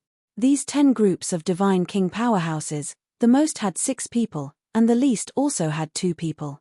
Just as Ji Tianxing requested, the various factions' leaders and deputy leaders all came. Several factions, in order to express their sincerity, not only did the leaders and deputy leaders come, they even brought several guardians and elders under their factions. All in all, these factions behaved extremely respectfully and obediently. When Ji Tianxing put away the god-slaying warship and appeared in the sky with the white dragon, the powerhouses of the 10 factions all bowed and saluted. "We pay respects to Lord Kenshin," everyone shouted in unison, their expressions and eyes all revealing respect, worship, and reverence. Ji Tianxing nodded slightly and waved his hand at the crowd. After a simple exchange of pleasantries and greetings, Ji Tianxing went straight to the point and said with a dignified expression, "Everyone knows why we are gathered here today, so I won't waste everyone's time. Which faction wants to go first?" After saying that, he took out a jade slip and waved it into the air. It floated in the middle of the dozens of divine king powerhouses. The dozens of people from the 10 factions were divided into 2 rows, left and right. The jade slip floated in the middle, equally far away from everyone. Although the 10 factions had the intention to side with the Rebel Alliance, they were already mentally prepared. But at this juncture, everyone was still somewhat hesitant. A few factions were observing the others' reactions. They were all wondering if someone would take the lead and stand up to ask for some treatment from Kenshin or discuss some conditions. If someone took the lead and they followed suit, there should be a chance. Unexpectedly, just as everyone was secretly guessing, the Dugu clan's leader, Dugu Jean, stepped out of the crowd first. "Let me do it." Dugu Jean, who was more than 10 feet tall, had a strong and muscular body. His face was resolute and dignified, and he was emitting a fierce aura. He did not care about the strange looks that everyone was giving him. He stood up and took the jade slip and began to recite the pledge of surrender. Throughout the entire process, he was very decisive and did not hesitate at all. On the other hand, there were 6 people from the Dugu clan. Other than the leader and deputy leader, there were 2 guardians and 2 elders. The 6 of them were at LV8 and LV9 Divine King Realm, and they could be considered as the strongest powerhouses in the Dugu clan. Ji Tianxing noticed that when Dugu Jean was the first to step out and recite the oath of surrender, the vice patriarch, protector, and elder all looked very calm and did not show any abnormal reaction. Obviously, they agreed with Dugu Jean's method. Or perhaps, they had already discussed it beforehand. But no matter what, the Dugu clan had made a good start, which made Ji Tianxing feel gratified. Chapter 4139. Dugu Jean had the trait of being swift and decisive. Ji Tianxing had only observed him for a quarter of an hour before coming to this conclusion. After all, when this fellow was reciting the oath of surrender, even in the face of such a detailed and terrifying oath, he didn't pause even once. In less than a quarter of an hour, Dugu Jean had finished reciting the oath of surrender. Then, he returned to the group and handed the jade slip to the deputy patriarch. The deputy patriarch held the jade slip and frowned. A trace of shame and resistance flashed across his eyes. In the past, he had only heard that the oath of surrender made by Kenshin was so complicated, detailed, and terrifying. Now that he had seen it with his own eyes, he knew that the rumors were true. But now that things had come to this, he couldn't go back on his words or resist. He could only brace himself and recite the oath of surrender. Seeing this scene, Ji Tianxing knew what was going on. With Dugu Jean's straightforward and decisive character, the Dugu clan had still waited for a month or 2 before making the decision to surrender. It was obvious that the deputy patriarch, protector, and elder had to have interfered with Dugu Jean's decision to a certain extent, resulting in this outcome. The other 9 factions' leaders, elders, and protectors all had ugly expressions after hearing Dugu Jean recite the oath of surrender. They were very unnatural. If not for the presence of Kenshin, and because of Kenshin's powerful strength and prestige, the experts of the 9 factions would have turned and left long ago. But in the current situation, it was obviously impossible. Therefore, after the deputy patriarch finished reciting the oath of surrender, the Wanyan clan's patriarch took the initiative to take the jade slip and began to recite the oath of surrender. What was interesting was that when the Wanyan clan's patriarch took the jade slip, the patriarchs and patriarchs of the other 2 factions also wanted to make a move at the same time. But they were further away from the deputy patriarch, while the Wanyan clan's patriarch was closer. Therefore, the Wanyan clan's patriarch snatched the jade slip. That's right, snatched it. At the beginning, the various factions still had the intention of watching. But after the Dugu clan's patriarch took the lead, everyone keenly observed that Ji Tianxing was paying attention to Dugu Jean and seriously sizing him up for a long time. This detail made the patriarchs and patriarchs' hearts skip a beat, and they immediately guessed a certain possibility. They were all smart people, so they naturally thought of the same thing. With the 10 of us surrendering together, the Kenshin will most likely form an army with us to carry out missions. Since it was an army, there had to be a leader to lead everyone. Dugu Jean looked honest, but he was actually very meticulous. He was the first to stand out and support Kenshin, so it was easy for him to gain Kenshin's favor, and he was likely to become the leader of this team. This won't do. We can't let the Dugu clan steal the limelight. Even if I can't snatch the position of leader, I have to leave a good impression on the Kenshin. It was with such thoughts that the patriarchs and sect masters of the various forces made a move at the same time, wanting to take the jade slip. In the end, clan leader Wanyan beat him to it. In fact, the situation was just as everyone expected. Ji Tianxing also carefully observed the Wanyan clan leader. The various patriarchs and sect masters were all shrewd people. When they saw this detail, they knew something was wrong. However, the opportunity had already been missed. No matter how much he regretted, it was useless. Soon, the Wanyan clan leader finished reciting the oath of surrender, and it was the deputy clan leader's turn. After the Wanyan clan surrendered, the remaining patriarchs and sects also took the jade slips and recited the oath of surrender. This time, Ji Tianxing only briefly sized up the patriarchs and sect masters of the various forces. He didn't observe them in detail. Half an hour later, the 10 forces had all surrendered, and the oath of the heavenly Tao had taken effect.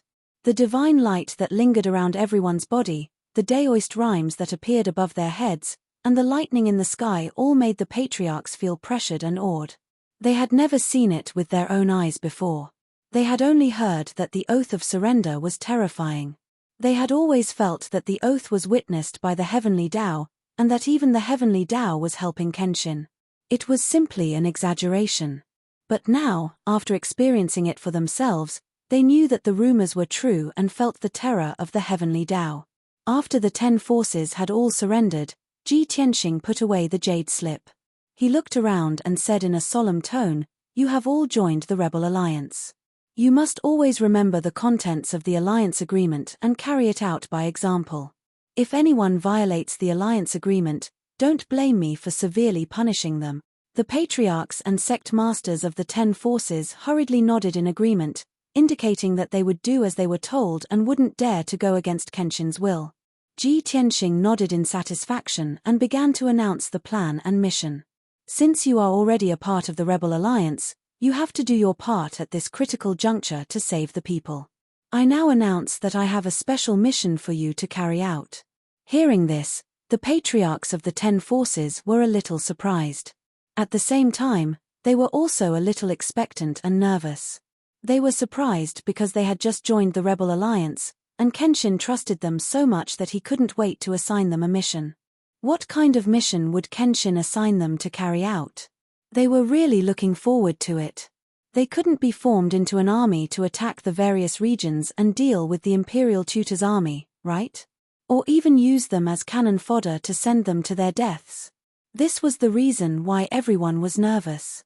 Under everyone's nervous gaze, Ji Tianxing said, "As everyone knows, the Rebel Alliance has won every battle since its establishment without a single defeat. Not only did we defeat the Imperial Tutor, but we also won the praise and support of the people." After a few months of observation, the territorial lords of the various regions of the boundless heaven continent also made their choice. Only a portion of the territorial lords and forces chose to rely on the Imperial Tutor and remained stubborn. Most of the territorial lords and forces either remained neutral and watched, or had the intention of surrendering to the Rebel Alliance. The Alliance's 2 armies in the north and south have split up and moved to conquer the various regions. This is already very fast. However, this is still not efficient enough. Therefore, I've decided that you will represent the Rebel Alliance to convey the message to the various regions and persuade the territorial lords to surrender. When they heard this, the godly kings of the 10 forces basically understood Ji Tianxing's meaning. It was nothing more than for them to represent the Rebel Alliance and persuade the various territorial lords to surrender. In any case, many of the territorial lords were in a wait-and-see state, or had the intention of surrendering to the Rebel Alliance long ago. They only needed to convey the message, and they would basically be able to conquer them smoothly.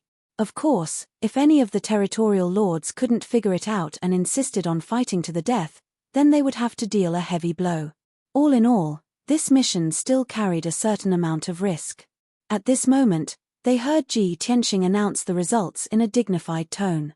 He said, "The Dugu clan, the Xiong clan, the Li clan, the Zhuoqiu clan, and the WN Nianzong will form a team, led by the Dugu clan and commanded by Dugu Zhon. The Wanyan clan, the Ming clan, the 1,000 Military Hall will form a team, led by the Wanyan clan and commanded by the Wanyan clan leader." Chapter 4140. When Ji Tianxing announced this special mission, the leaders of the 10 forces were already mentally prepared. From their point of view, it was a bit overkill for the 10 forces to form an army to persuade the various region lords to surrender. With Kenshin's nature, he would most likely split into two teams and act separately. That would be more efficient. Since they were going to act separately, they would definitely choose two experts to be the leaders. From Kenshin's previous reaction, it was obvious that he had a good impression of Dugu Zhon and Wanyan clan leader. He would most likely appoint them as the leaders. And reality proved that everyone's guess was correct. As expected, Ji Tianxing divided the 10 forces into two teams and let the Dugu and Wanyan clans lead them. An appointment was an appointment. He only announced the decision. He didn't say at the end, "Does anyone have any opinions?" Nonsense, he didn't need the opinions of the other 8 forces at all. He only needed them to execute the order. When the people of the Dugu and Wanyan clans heard this appointment, they were naturally filled with joy and excitement. They hurriedly bowed and expressed their gratitude to Ji Tianxing. They also vowed that they would definitely complete the mission. The people of the other 8 forces didn't feel good in their hearts. Their expressions were somewhat complicated. They felt that they wouldn't lose to the Dugu and Wanyan clans. But because they hesitated and weren't as decisive as the Dugu and Wanyan clans, they missed this opportunity. As a result, they were somewhat unconvinced of the Dugu and Wanyan clans. But Kenshin was present, so they naturally wouldn't show it. After assigning the mission, Ji Tianxing took out over 10 jade slips and handed them to Dugu Zhon and Wanyan clan leader. Some of these jade slips were used for communication. Among them, there were 2 jade slips that recorded the model of the Oath of Surrender. It was for them to persuade the various region lords to surrender. After they succeeded, they had to watch the region lords recite the Oath of Surrender. Dugu Zhon and Wanyan clan leader happily accepted it. Ji Tianxing then reminded everyone, the treatment of the 10 clans and sects is the same.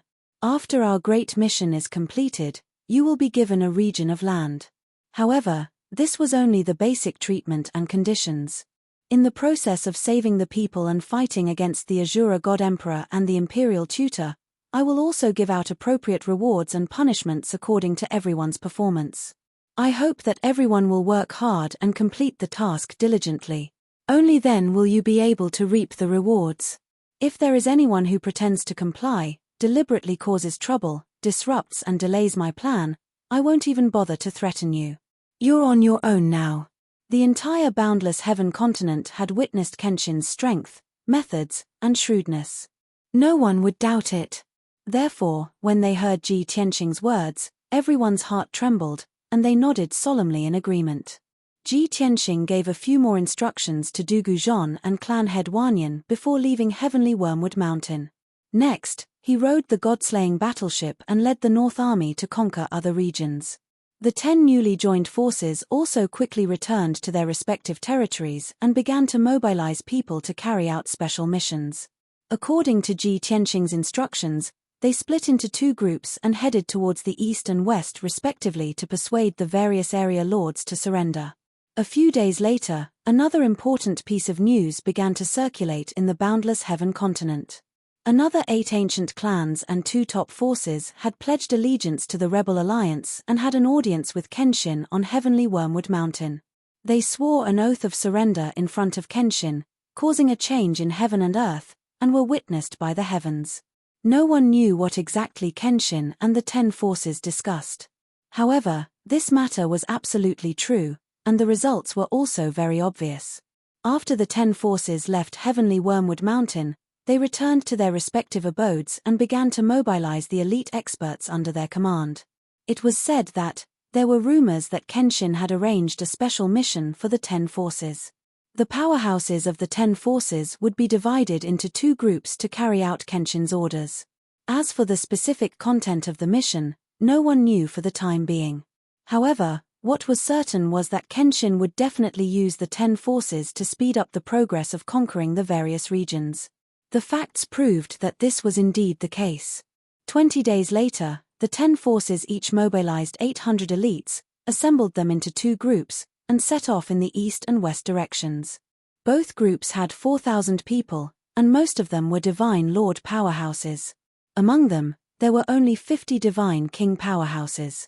One group was led by Dugu Zhon and rushed to the east of the boundless heaven continent. The other group was led by clan leader Wanyan and rushed to the west of the boundless heaven continent. In this way, the rebel alliance's numbers and forces grew once again, and they had armies in the east, south, west, and north. This made the rebel alliance's prestige even greater, and it also made the people of the boundless heaven continent place even greater expectations on them. Countless people raised their heads in anticipation, looking forward to the good news from the rebel alliance. After another 2 days, there was finally news from the rebel alliance. After hearing this news, the people of the boundless heaven continent finally knew what kind of mission Kenshin had arranged for the 10 forces. The first to transmit the news of victory was the Eastern Army led by Dugu-jeon. The Eastern Army entered a certain region and barged into the domain chief's manor with great momentum to negotiate with the domain chief. The 5 forces led by Dugu-jeon took turns to persuade the domain chief, using threats and promises in an unyielding manner.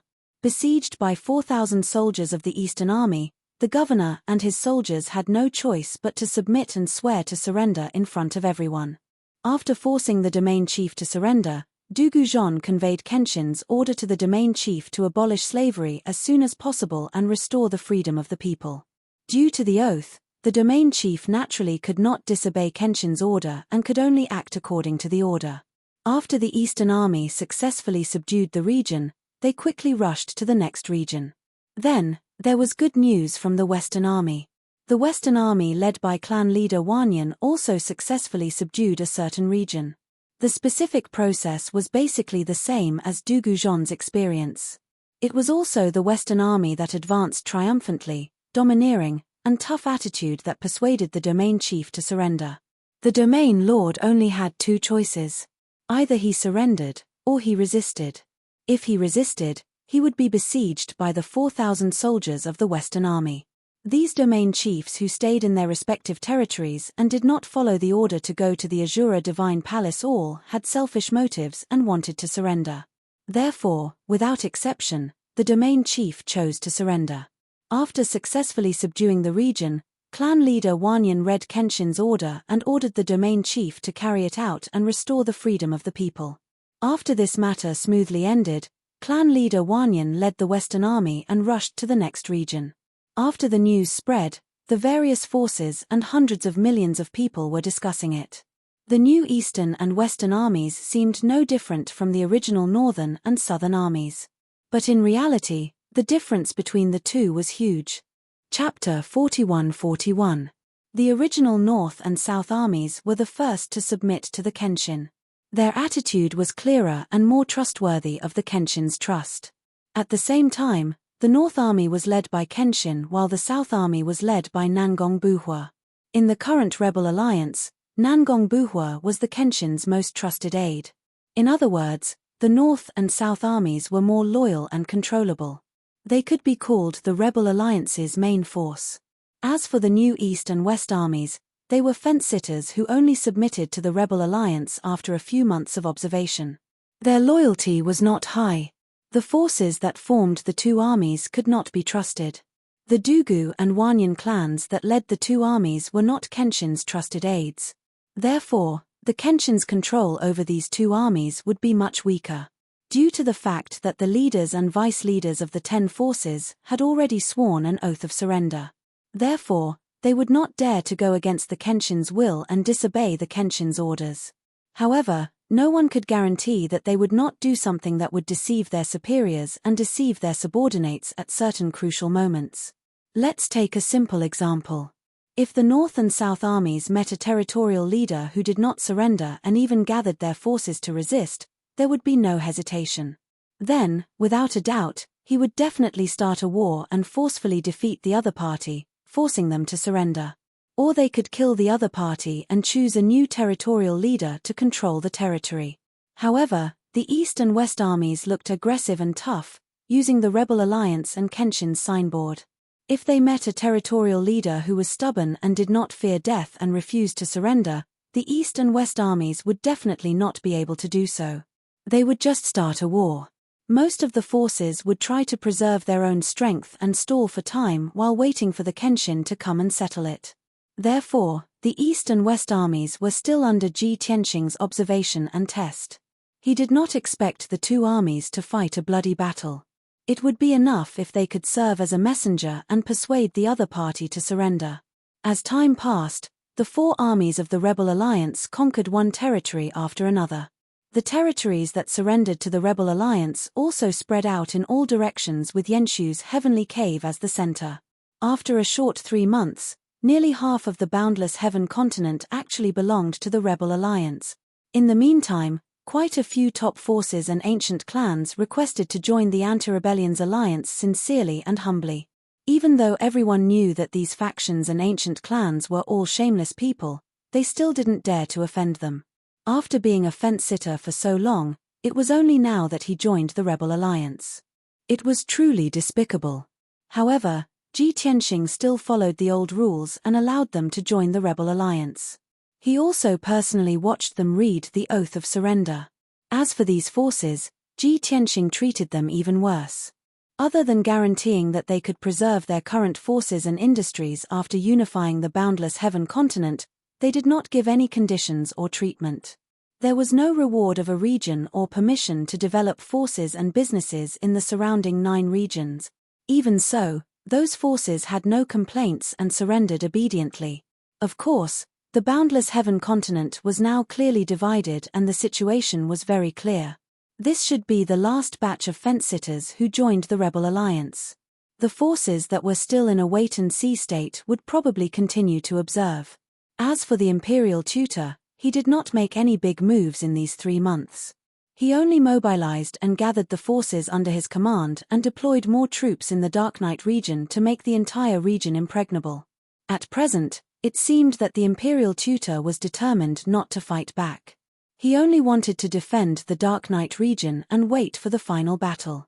However, this was not the case. When the 10 forces joined the Rebel Alliance and formed 2 armies, the Imperial Tutor noticed it. The army in the north was commanded by Kenshin. They could not afford to offend them. The army in the south was commanded by Nangong Buhua. It was composed of 6 forces and was very powerful. In addition, with the lesson of the God Slayer's destruction, the Imperial Tutor did not dare to attack the army in the south. If he wanted to weaken the Rebel Alliance, he could only deal with the 2 armies in the east and west. However, the repeated defeats and heavy losses left a deep impression on the Imperial Tutor. This time, he did not act rashly. After all, the 4 armies of the Rebel Alliance were still expanding outwards. The distance between them was increasing. The Imperial Tutor was very wary of Kenshin's incredible speed. Therefore, he patiently prepared and waited for 3 months. When the 4 armies were far enough apart, the Imperial Tutor finally made his move. This operation was the same as the God Slayers. He carefully selected 8,000 soldiers, led by 2 9th-level Divine King experts, and quietly rushed to the west of the boundless heaven continent to deal with the army in the west led by clan leader Wanyan. In order not to repeat the mistakes of the God Slayer, the Imperial Tutor mobilized a total of 7,950 Divine Lords and 50 Divine Kings. Even the name of this army was called the Western Expedition Army. It was not as ostentatious as the God Slayers.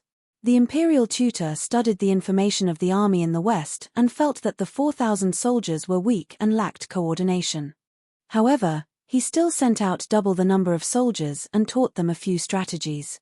If the Rebel Alliance's army in the west was a wolf, then the Imperial Tutor's Western Expedition Army was a giant beast. He believed that as long as there were no accidents, the Western Expedition Army would be able to easily crush the army in the west. On a dark and windy night, the Western Expedition Army quietly set off without attracting anyone's attention. Other than the Western Expedition Army, the Imperial Tutor, and a few of his trusted subordinates, almost no one knew the whereabouts and route of this army. The Rebel Alliance's army in the west did not notice the approaching danger and continued to march forward, conquering one region after another. 3 months ago, when the Western Road Army was carrying out their mission, many of them appeared to be tough on the outside but weak on the inside. Many of them were filled with worry. They were worried that the territorial masters would not know what was good for them. If a conflict really broke out, would they fight or not? That was why they brought up the name of the Rebel Subjugation Alliance and the Sword God, appearing aggressive and unyielding. However, in these 3 months, Their journey had been smooth sailing, and they had been successful in every endeavor. None of the domain lords dared to challenge or go against them. As a result, the Western Expedition Army's morale was inflated. The experts of the 5 forces were a little complacent. They even felt that the Kenshin would take over the world and rule the entire boundless heaven continent. It was already set in stone and would be realized in a year at most. At that time, they would be heroes who had made great contributions. Many people were fantasizing about how the Kenshin would reward them when the time came. How much benefits, power, and status would they receive? Very quickly, 10 days passed. The crisis had finally arrived, but the Western Expedition Army was still unaware. Chapter 41-42. It was still late at night. The god-slaying battleship was speeding high in the sky. The White Dragon was steering the battleship. Ji Tianxing was cultivating in seclusion in the distorted space-time.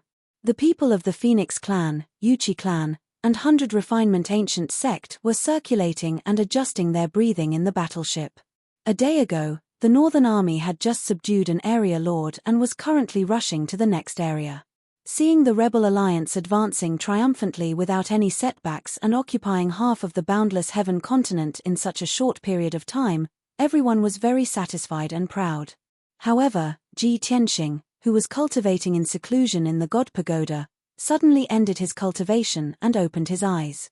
In the past 3 months, he had spent most of his time cultivating in seclusion in the distorted space-time. 3 months had passed in the outside world, but in reality, he had been cultivating in seclusion for 11 years. His strength was still increasing and had already reached more than 10 times that of a peak divine king.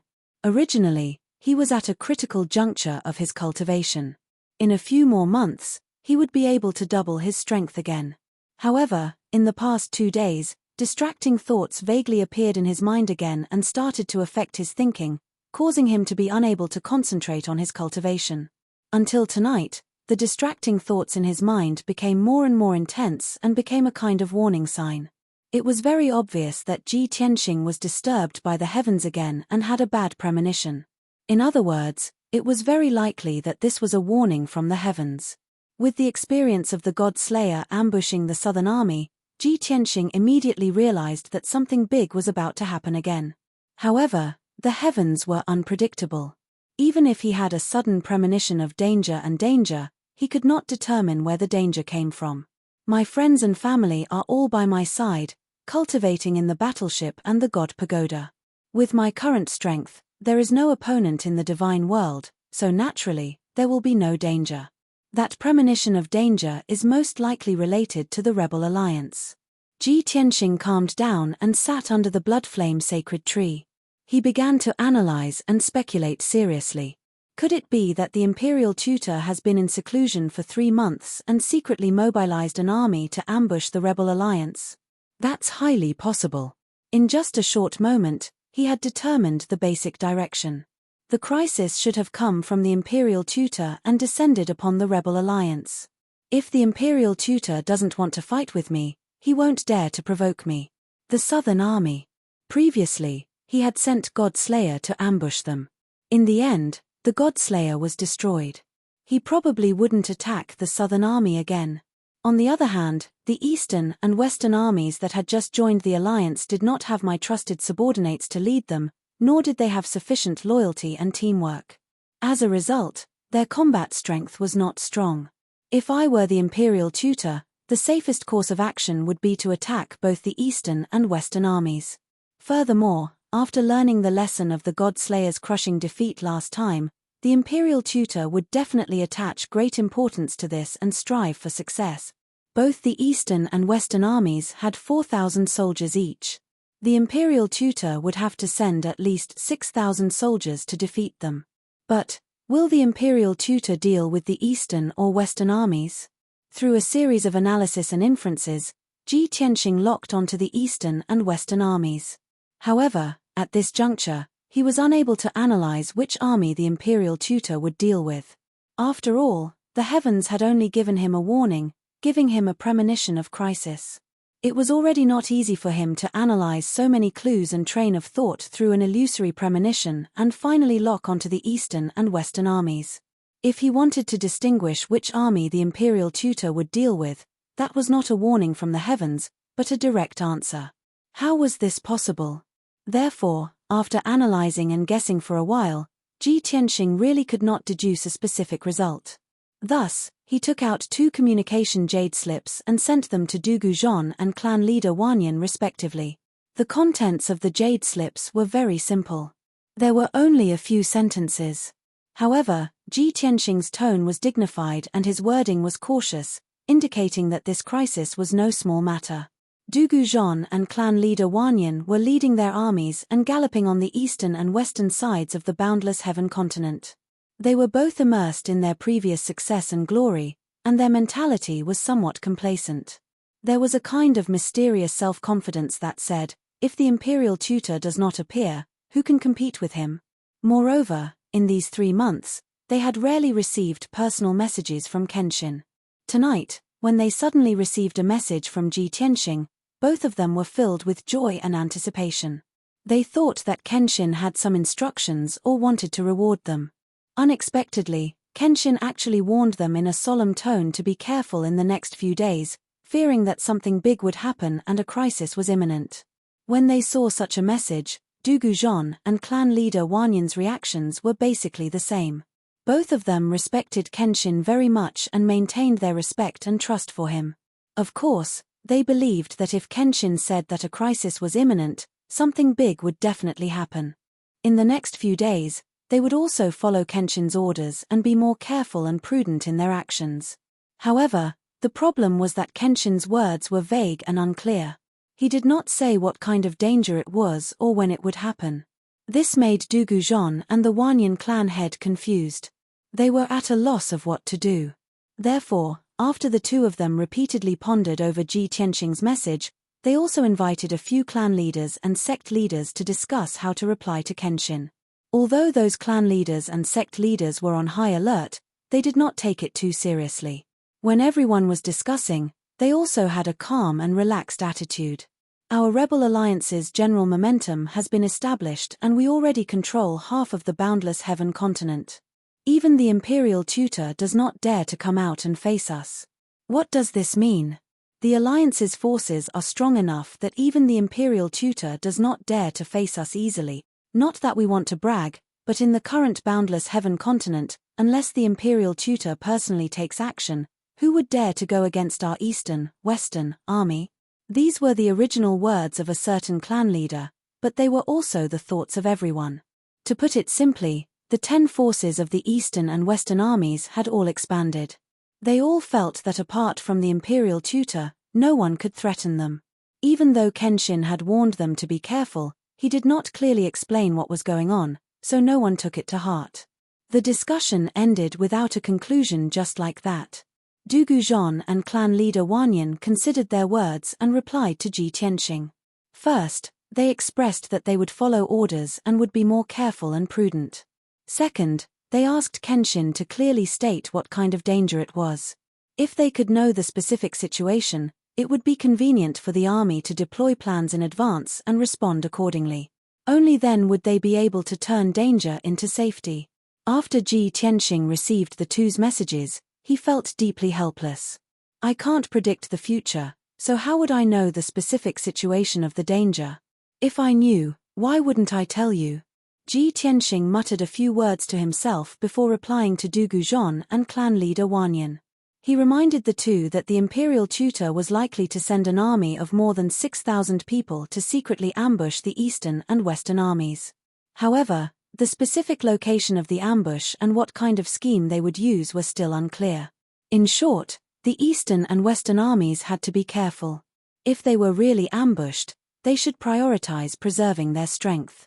Chapter 41-43.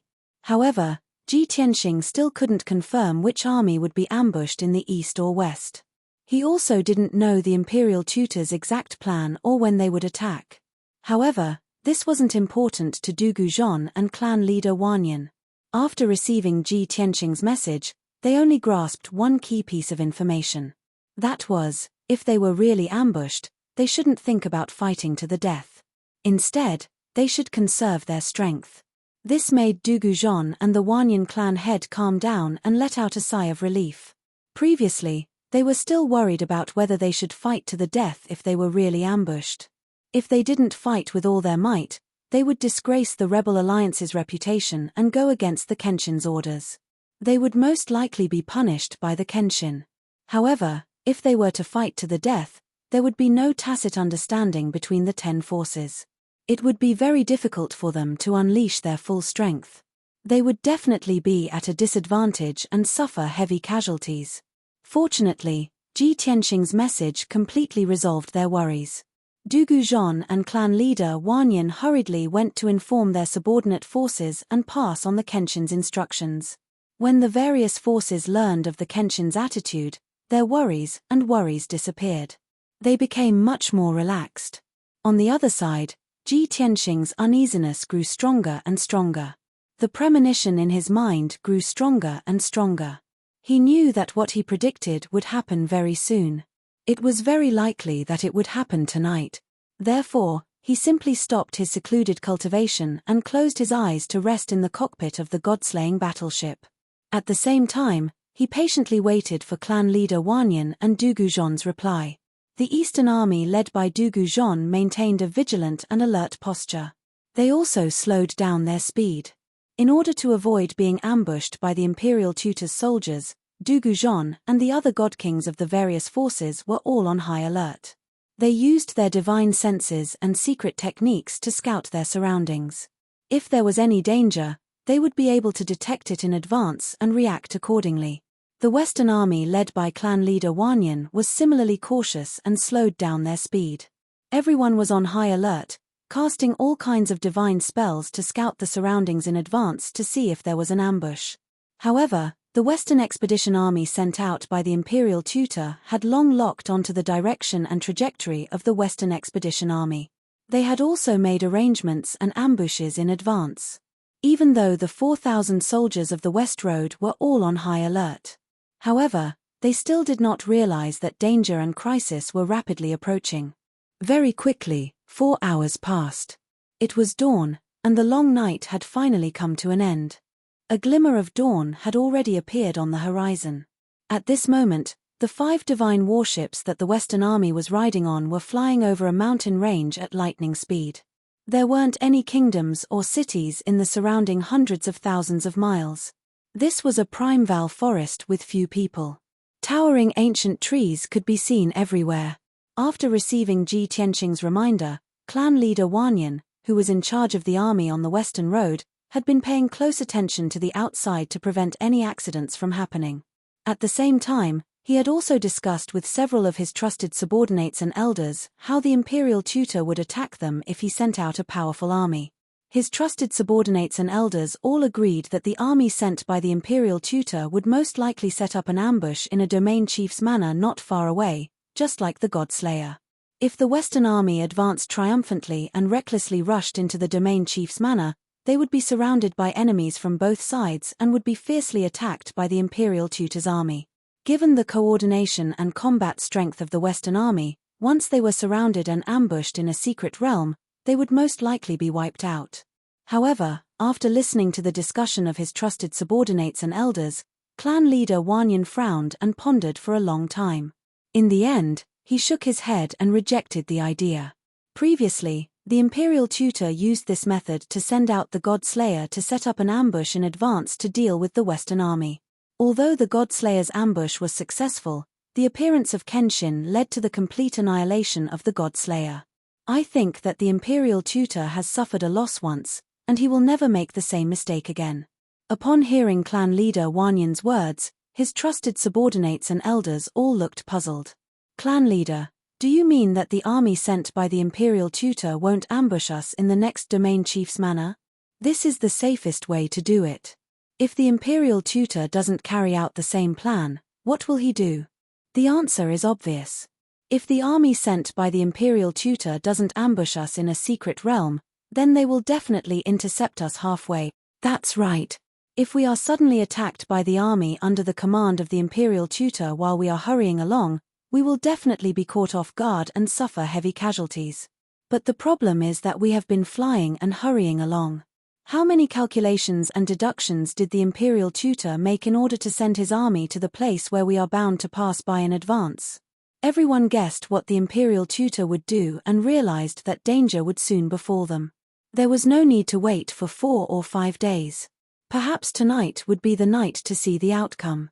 Just as everyone was discussing animatedly, an ear-piercing shriek suddenly sounded from the divine warship. That was the warning array set up by clan leader Wanyan's warship. Once the array was activated, the ear-piercing shriek would spread, which meant that something had happened. Clan leader Wanyan and the other god kings stopped discussing and released their divine senses to check the situation outside the divine warship. They wouldn't know if they didn't look, but they were shocked when they saw it. Clan leader Wanyan and the others clearly remembered that they were flying over a desolate mountain range. There wasn't even a shadow in the surroundings. But now, with the 6 warships of the Western Divine Warship as the center, thousands of Sir God experts appeared out of thin air. The originally peaceful land and forest lit up with 5-colored divine lights that shot up to the sky and formed a canopy with a radius of 20,000 miles in the sky. When the 5-colored canopy was formed, the area within a radius of 20,000 miles was sealed off. If the 5 warships of the Western Divine Warship did not want to crash into the 5-colored canopy, they could only try to stop. Swish, swish, swish. In the blink of an eye, the 5 warships stopped steadily in the sky and formed a defensive formation around each other. Clan leader Wanyan and the leaders of the 4 forces also communicated with each other using their divine senses. Damn it! Sure enough, the Imperial Preceptor sent an army of nearly 8,000 people to attack us here. Although their method is very old-fashioned, it is very effective. The biggest problem is that how can the Imperial Tutor deduce our whereabouts and location? Now is not the time to think about this. The most important thing now is for everyone to be alert and prepare to face the enemy. After the discussion ended, more than 3,000 soldiers rushed out of the 5 warships. All of them were wearing armor and holding swords. Their fighting spirit was high. Under the command of clan leader Wanyan and the other family leaders, the 3,000 experts also joined forces and formed a thick defensive line. The night wind whistled, and the atmosphere was dead silent. The Western Divine Warship did not take the initiative to attack. The 7,000 soldiers just surrounded the Western Divine Warship. Naturally, the Western Divine Warship would not act rashly. They were still searching for the leaders of the Western Divine Warship. Chapter 41-44. The 3,000 soldiers of the Western Army were on high alert, their expressions solemn. The few hundred soldiers left behind on the divine ships also operated the 5 divine ships. They activated all the arrays on the ships and accumulated a vast amount of power. Although they looked orderly and majestic, the Western Army was composed of 5 forces. But in reality, the Western Army was made up of 5 factions. Even if they had been working together for a few months, there was no tacit understanding or cooperation between them. Seriously speaking, this was the first time the Western Army had faced a war. From the moment they formed the army and began to carry out Ji Qianqing's orders to persuade them to surrender, everything had been smooth sailing. They had not encountered any resistance. Tonight, in order to protect themselves, they were finally going to fight to the death. Moreover, they were being ambushed and surrounded by 8,000 soldiers of the Western Army. Not only were their opponents more elite and more tacit, but they also had twice the number of soldiers. The battle had not yet begun, but the 4,000 soldiers of the Western Army were already filled with pessimism and worry. Their hearts were uneasy. Just as the atmosphere was somber and the battlefield was silent, on the Western Army's side, 2 old men in luxurious robes walked out from the crowd, escorted by 10 divine generals. From the attitude of the crowd, one could see that the 2 old men were the leaders of the Western Army. One of the old men was thin and wore a purple brocade robe. His long grey hair was tied up in a simple bun. He looked very simple and low-key. However, his strength was at the 9th level of the God King realm. His cultivation was very profound. Seeing the appearance of the purple-robed old man, the Western Army's God King powerhouses were shocked and incredulous. Several patriarchs could not help but cry out in alarm. Internal Affairs Grand Commander? Isn't he the Grand Commander in charge of the Azura Divine Palace's internal affairs? Doesn't he never leave the Azura Divine Palace? Damn it. The Imperial Tutor is determined to destroy us. He even sent the Internal Affairs Grand Commander to fight. This is enough to prove that the Imperial Tutor has no one he can use. Indeed, the purple-robed old man was the Internal Affairs Grand Commander of the Azura Divine Palace. He was in charge of the Azura Divine Palace's internal affairs. For 1,000 years, the Internal Affairs Grand Commander had been in the Azura Divine Palace, handling all kinds of affairs and maintaining the stability and dignity of the Azura Divine Palace. Ordinary people didn't have the qualifications to enter the Azura Divine Palace, so they naturally didn't recognize the Internal Affairs Great Commander. However, the several ancient family clans of the Western Army had all entered the Azura Divine Palace before. Naturally, they had seen the Internal Affairs Great Commander before. No one had expected that the Imperial Tutor would send this expert to lead an army to carry out an ambush mission. After a moment of surprise, everyone's gaze fell on the other old man. It was a white-haired old man wearing a luxurious blue robe. His entire body was inlaid with jade and beads, and his hair was tied up with a gorgeous divine crown. His entire body exuded a noble and dignified aura. Seeing this person, the expressions of the clan leaders of the Western Army became somewhat complicated, and they all frowned. It's actually him. I don't think many of the younger generation know him, right? He is the Grand Elder of the Kanglan clan? That's right. He is Kanglan Undying, a legendary expert who was born in the ancient times, more than 20,000 years ago. I've long heard that the low-key Kanglan clan has secretly pledged allegiance to the Azura God Emperor. Today, this rumor has been verified. The experts dispatched by the Imperial Tutor before were all his subordinates, the direct subordinates of the Azura God Emperor. Now, not only is he sending the Internal Affairs Great Commander to fight, but he's also sending Kanglan Undying to lead the army. From this, it can be seen that the Imperial Tutor is truly lacking in powerhouses. Is this considered good news amidst all the bad news? Don't think so much. Let's first think about how we can break out of this encirclement.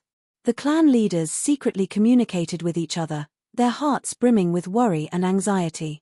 At this time, the Internal Affairs Great Commander and Kanglan Undying led 10 divine generals into the field. They looked at the powerhouses of the 5 factions and spoke. You should all know this one and God King Kanglan. As for why this one has led 8,000 elite soldiers here, you should all be well aware. This one won't waste any more words. Now, I will give you 2 choices. Surrender and submit to the Imperial Tutor. Or be surrounded and killed by this one's 8,000 soldiers, dying without a complete corpse. The Internal Affairs Great Commander's expression was very cold, and his tone was not very fierce or domineering. However, the aura and attitude he displayed was extremely domineering and unquestionable. The soldiers of the Western Army were somewhat restless at these words, many of them whispering to each other. The Internal Affairs Great Commander wants us to surrender. Isn't he going to start a war and kill us all? He's actually giving us a way out. Truly inconceivable. Could it be that the Imperial Tutor is lacking manpower and urgently needs to replenish his forces? Don't think about that. Even if the Internal Affairs Great Commander gives us a way out, we can't surrender. That's right. With the oath binding us, even if we wanted to surrender, who would dare? I'm just afraid that we'll be struck to pieces by heavenly lightning as soon as we say we're going to surrender. Sigh, the Kenshin's oath of surrender is truly too ruthless. It doesn't give us a way out at all. Shut up. Don't forget that we're already part of the Rebel Alliance. We're soldiers under the Kenshin. Don't you dare criticize the Alliance leader. That's right. The heavens are watching us all the time. Be careful, trouble comes from careless talk. The soldiers of the 5 forces were discussing, and the clan leaders were also communicating telepathically with complicated expressions on their faces. Clan leader Wanyan frowned and took a step forward. He cupped his fists and bowed to the Internal Affairs Great Commander and Kanglan Immortal. His expression was solemn as he said, "Thank you for your kind intentions, seniors. Even if you and I are enemies, you can still give us a way out." Unfortunately, the great commander might not know that when we joined the rebel alliance, we made an oath to be witnessed and bound by the heavens. Therefore, we appreciate the great commander's kind intentions. I'm very sorry, but we can't surrender. The Internal Affairs Great Commander frowned and glanced sideways at Kanglin Immortal, who was beside him, with an inquiring look. He had only heard that the Kenshin's oath of surrender was very harsh and terrifying. However, he did not know the exact content of the oath. As for clan leader Wanyan's words, he could not tell whether they were true or false, so he asked Kanglin Immortal. Kanglin Immortal nodded at him, proving that clan leader Wanyan was telling the truth. Only then did the Internal Affairs Great Commander believe him. He looked coldly at clan leader Wanyan and said, "In that case, you can only blame yourselves for being stupid and choosing to believe the Kenshin. Since you've made your choice, you should pay the price. I will personally send you on your way." After that, the Internal Affairs Great Commander did not waste any more words with the Western Army. He waved his hand and gave the order to attack. "Kill them all." Following the Internal Affairs Great Commander's cold shout, the 8,000 Western Punitive Expedition soldiers who were ready to attack immediately launched a siege. The hundreds of soldiers who were in charge of controlling the Heaven and Earth Great Formation used all their strength to activate the Divine Formation. They released an invisible force to suppress the Western Army. More than 7,000 armored and sword-wielding soldiers also charged from all directions, releasing overwhelming divine light and shadows. Chapter 41-45. If it was Nangong Buhua leading the Southern Army, they would definitely fight back. If it was Ji Tianxing leading the Northern Army, they would fight until they killed all 8,000 of the Western Punitive Expedition Army. However, it was the Western Army that was being attacked. They were 5 forces that were not very loyal. Therefore, it was absolutely impossible to expect them to fight a bloody battle. Before the battle started, clan leader Wanyan had already thought of a plan. He knew that the 5 forces did not have a tacit understanding, so he transmitted his idea to the other clan leaders. "Don't fight with them. We need to break out of the encirclement and escape. We should be able to catch them off guard. This is our only chance. I hope that everyone will cooperate. Otherwise, we will all die here." Later, the other party would definitely take the initiative to launch a siege. "On the surface, we will block the first wave of attacks with all our strength. Secretly, we will send out 50 of our trusted subordinates with a large number of superior king-level divine artifacts to attack the southwest. The 50 subordinates will detonate the divine artifacts at all costs and blow up the seal array. Then, we will break out of the encirclement and charge out of the array." This was clan leader Wanyan's idea and suggestion. Although it was not brilliant, it was a quick-witted plan in a crisis. If used properly, it should be effective. Although the 5 ancient clans weren't very powerful and didn't have a supreme-grade king-level divine artifact, they were still very powerful. However, as an ancient clan that had existed for tens of thousands of years, they had a very deep foundation and a large number of superior king-level divine artifacts. Although superior king-level divine artifacts were very precious, no one would be willing to use them as a bomb. However, now that it was a matter of life and death, no one would feel bad about using them in order to survive. Thus, when the 8,000 Western Punitive Expedition Army besieged them, the patriarchs and elders of the 5 forces shouted loudly and led their subordinates to join forces and cast spells to resist. Dazzling divine light shone in the sky as battle cries shook the heavens.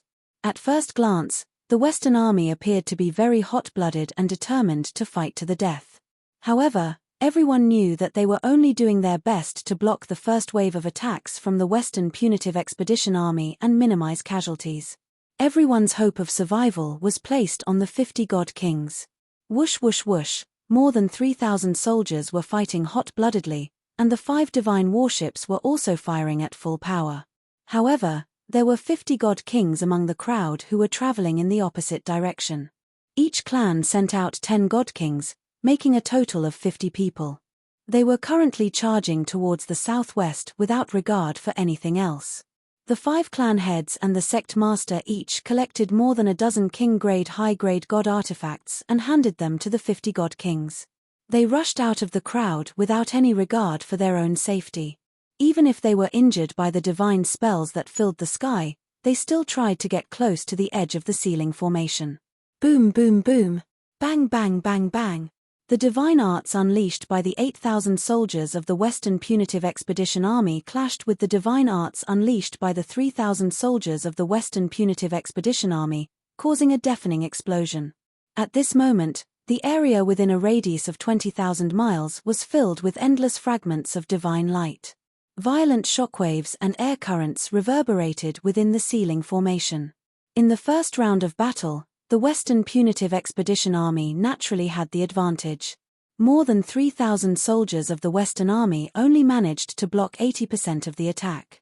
Hundreds of soldiers were injured, and nearly 100 died on the spot. However, this result was still within the Wanyan clan leader's expectations. He could accept such casualties.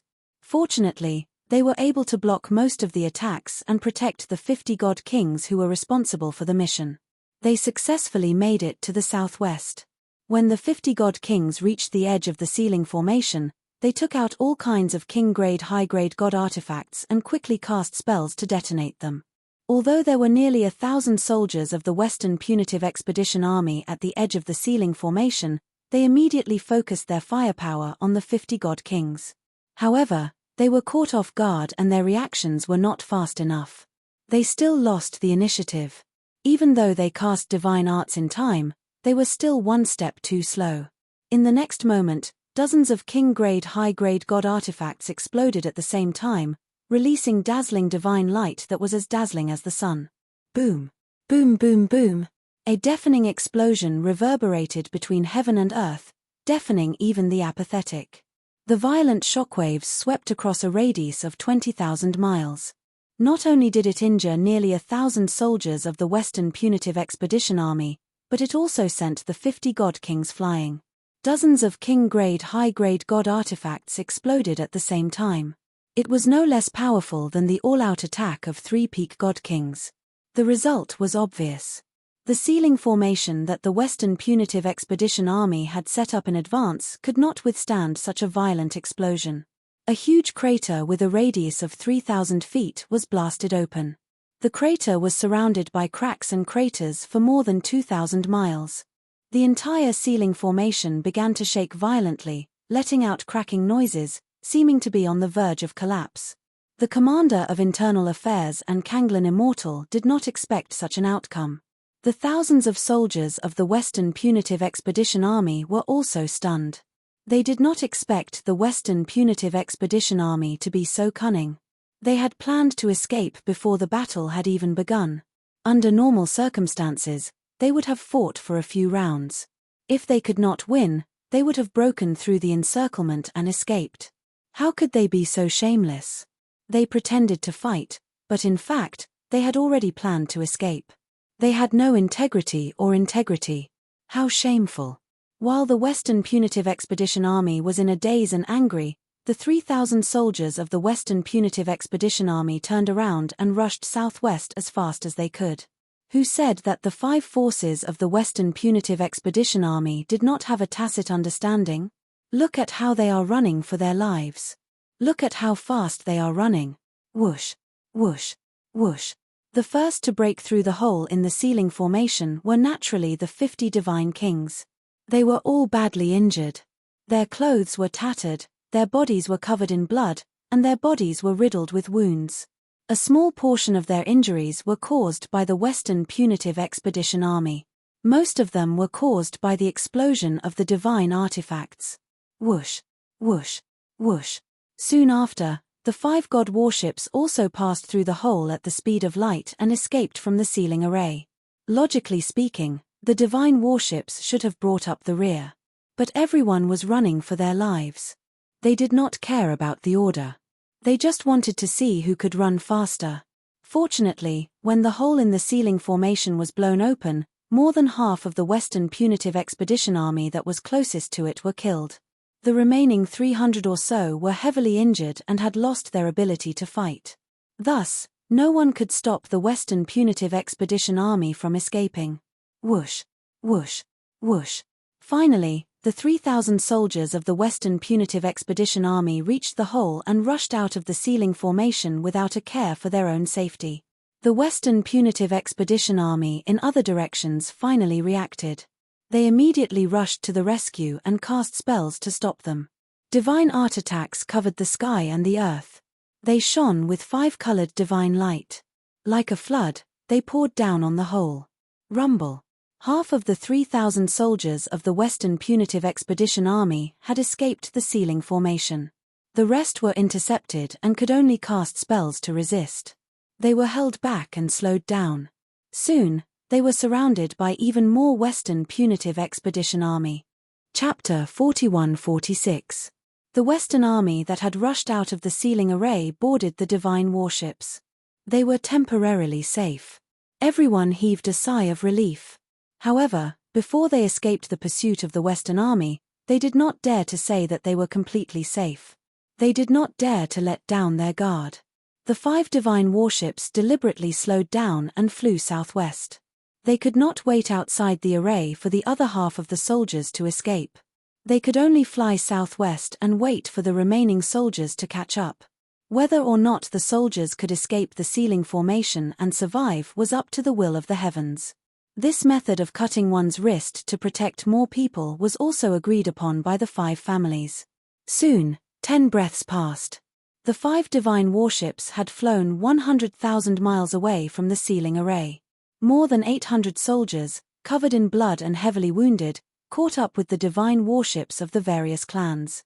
As for the remaining 1,000 soldiers, they were all trapped near the sealing formation, unable to escape.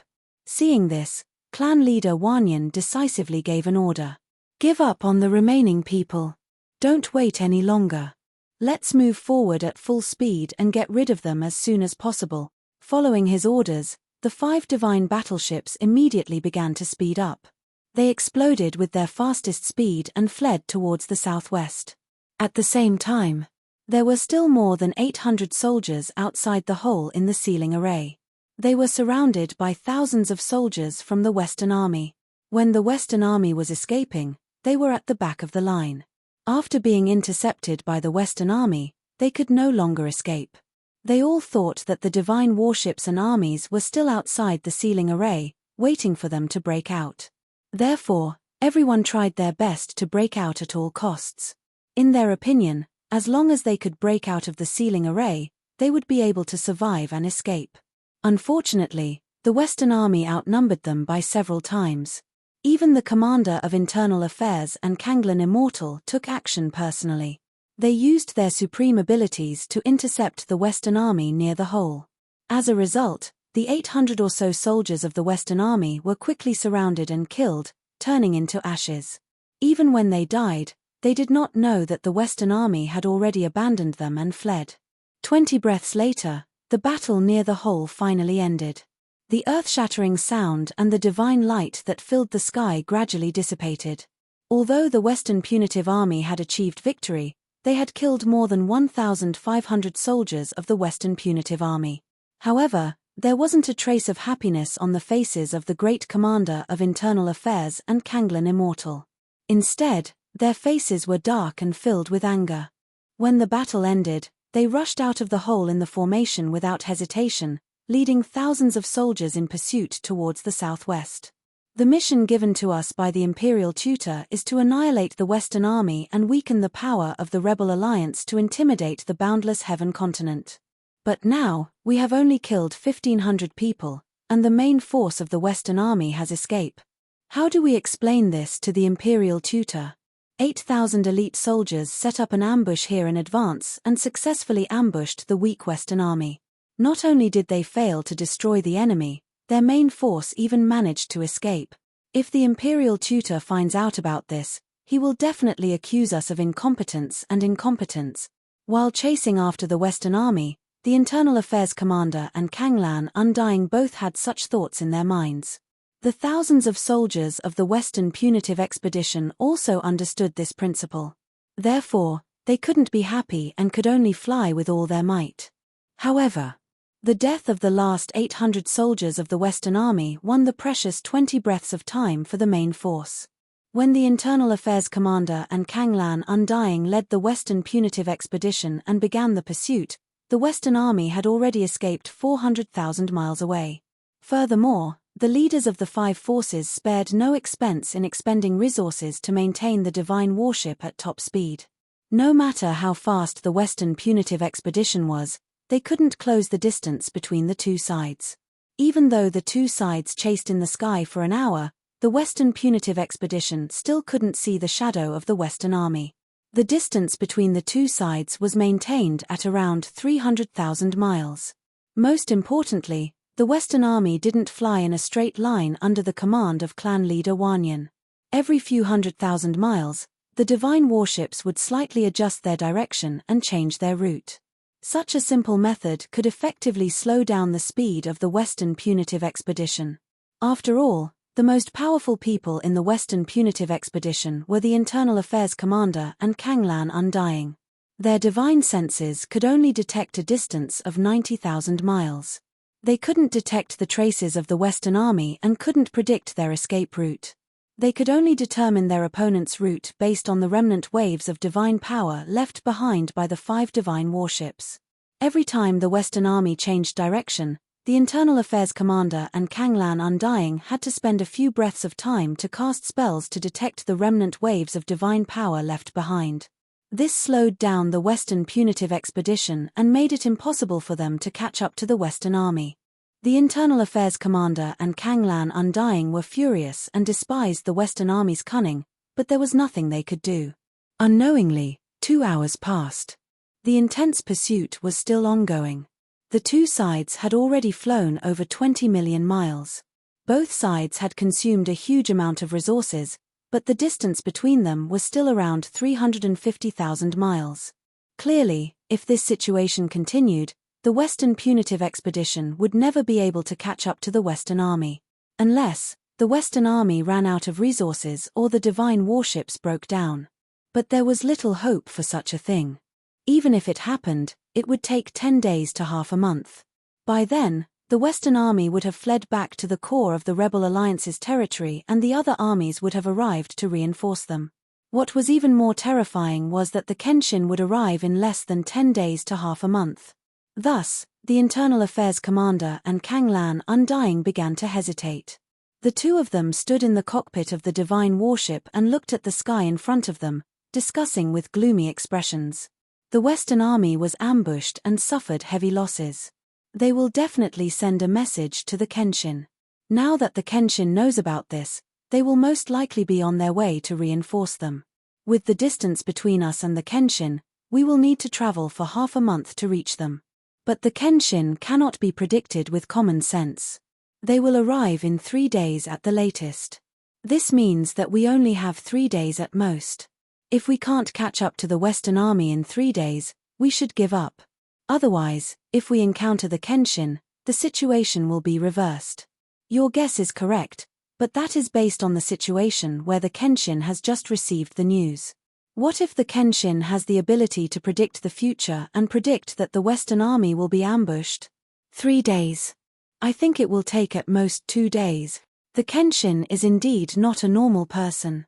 They can always create miracles and do unbelievable things.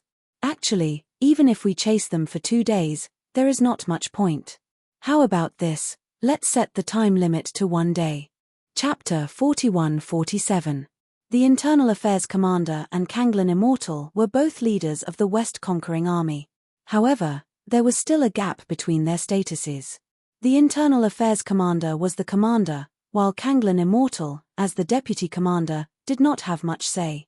Since the Internal Affairs Commander decided to only chase for 1 day out of caution, Kanglan Immortal could only agree.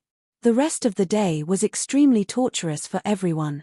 Not only were the fleeing Western Army tense up, but they could not relax. Even the Western Punitive Expedition Army, who were chasing after them, were equally tense. They were constantly in a state of combat. Apart from those who were seriously injured, they didn't have much fighting power left. They were still able to catch their breaths and were allowed to circulate their energy to recuperate. As for the others, even if they were slightly injured, they could only bear with it. However, despite both sides working so hard and risking their lives, the outcome did not change. One day finally passed. The distance between the two armies was still around 300,000 miles. Both parties had brought along an abundance of cultivation resources. It was impossible for them to run out of resources in a short period of time, which would cause the divine battleship to be unable to sustain itself.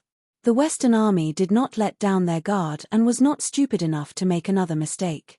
The West conquering army chased for an entire day but could not find an opportunity, so they could only give up. Under the orders of the Internal Affairs Commander, the few god ships stopped chasing and started to return. The soldiers naturally agreed and supported this decision. No one was stupid enough to oppose it. After all, the failure to destroy the Rebel Alliance's Western army was the fault of the two commanders. The Imperial tutor would only blame them. However, if they continued to chase, they would be in the most danger. It was good to give up so that they could rest and recover. The West conquering army had given up.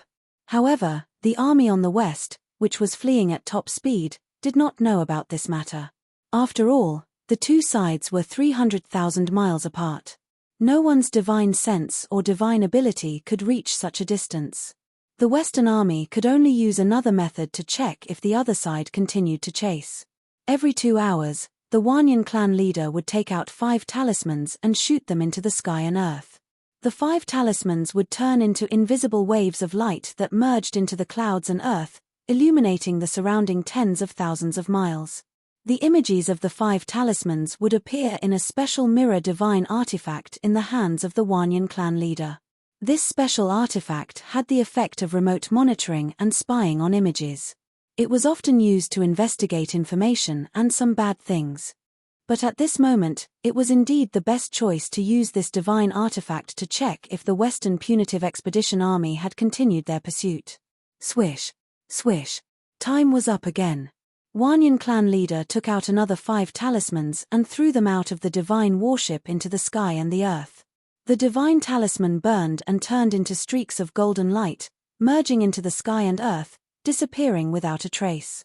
Then, the 5 battleships of the Western army quickly left, disappearing into the horizon. Inside the battleship, the Wanyan clan leader took out an ancient bronze mirror. He cast a spell to activate this divine artifact and began to look at the images in the mirror. After a few breaths of time, the Western army had flown 300,000 miles away. Based on his previous experience, the Western Punitive Expedition Army's battleships would soon appear on the screen and quickly pass by. However, the Wanyan clan leader waited quietly for a while, but he did not see any battleships of the Western Expedition Army. This result made him feel pleasantly surprised and relaxed, but at the same time, he was also very puzzled.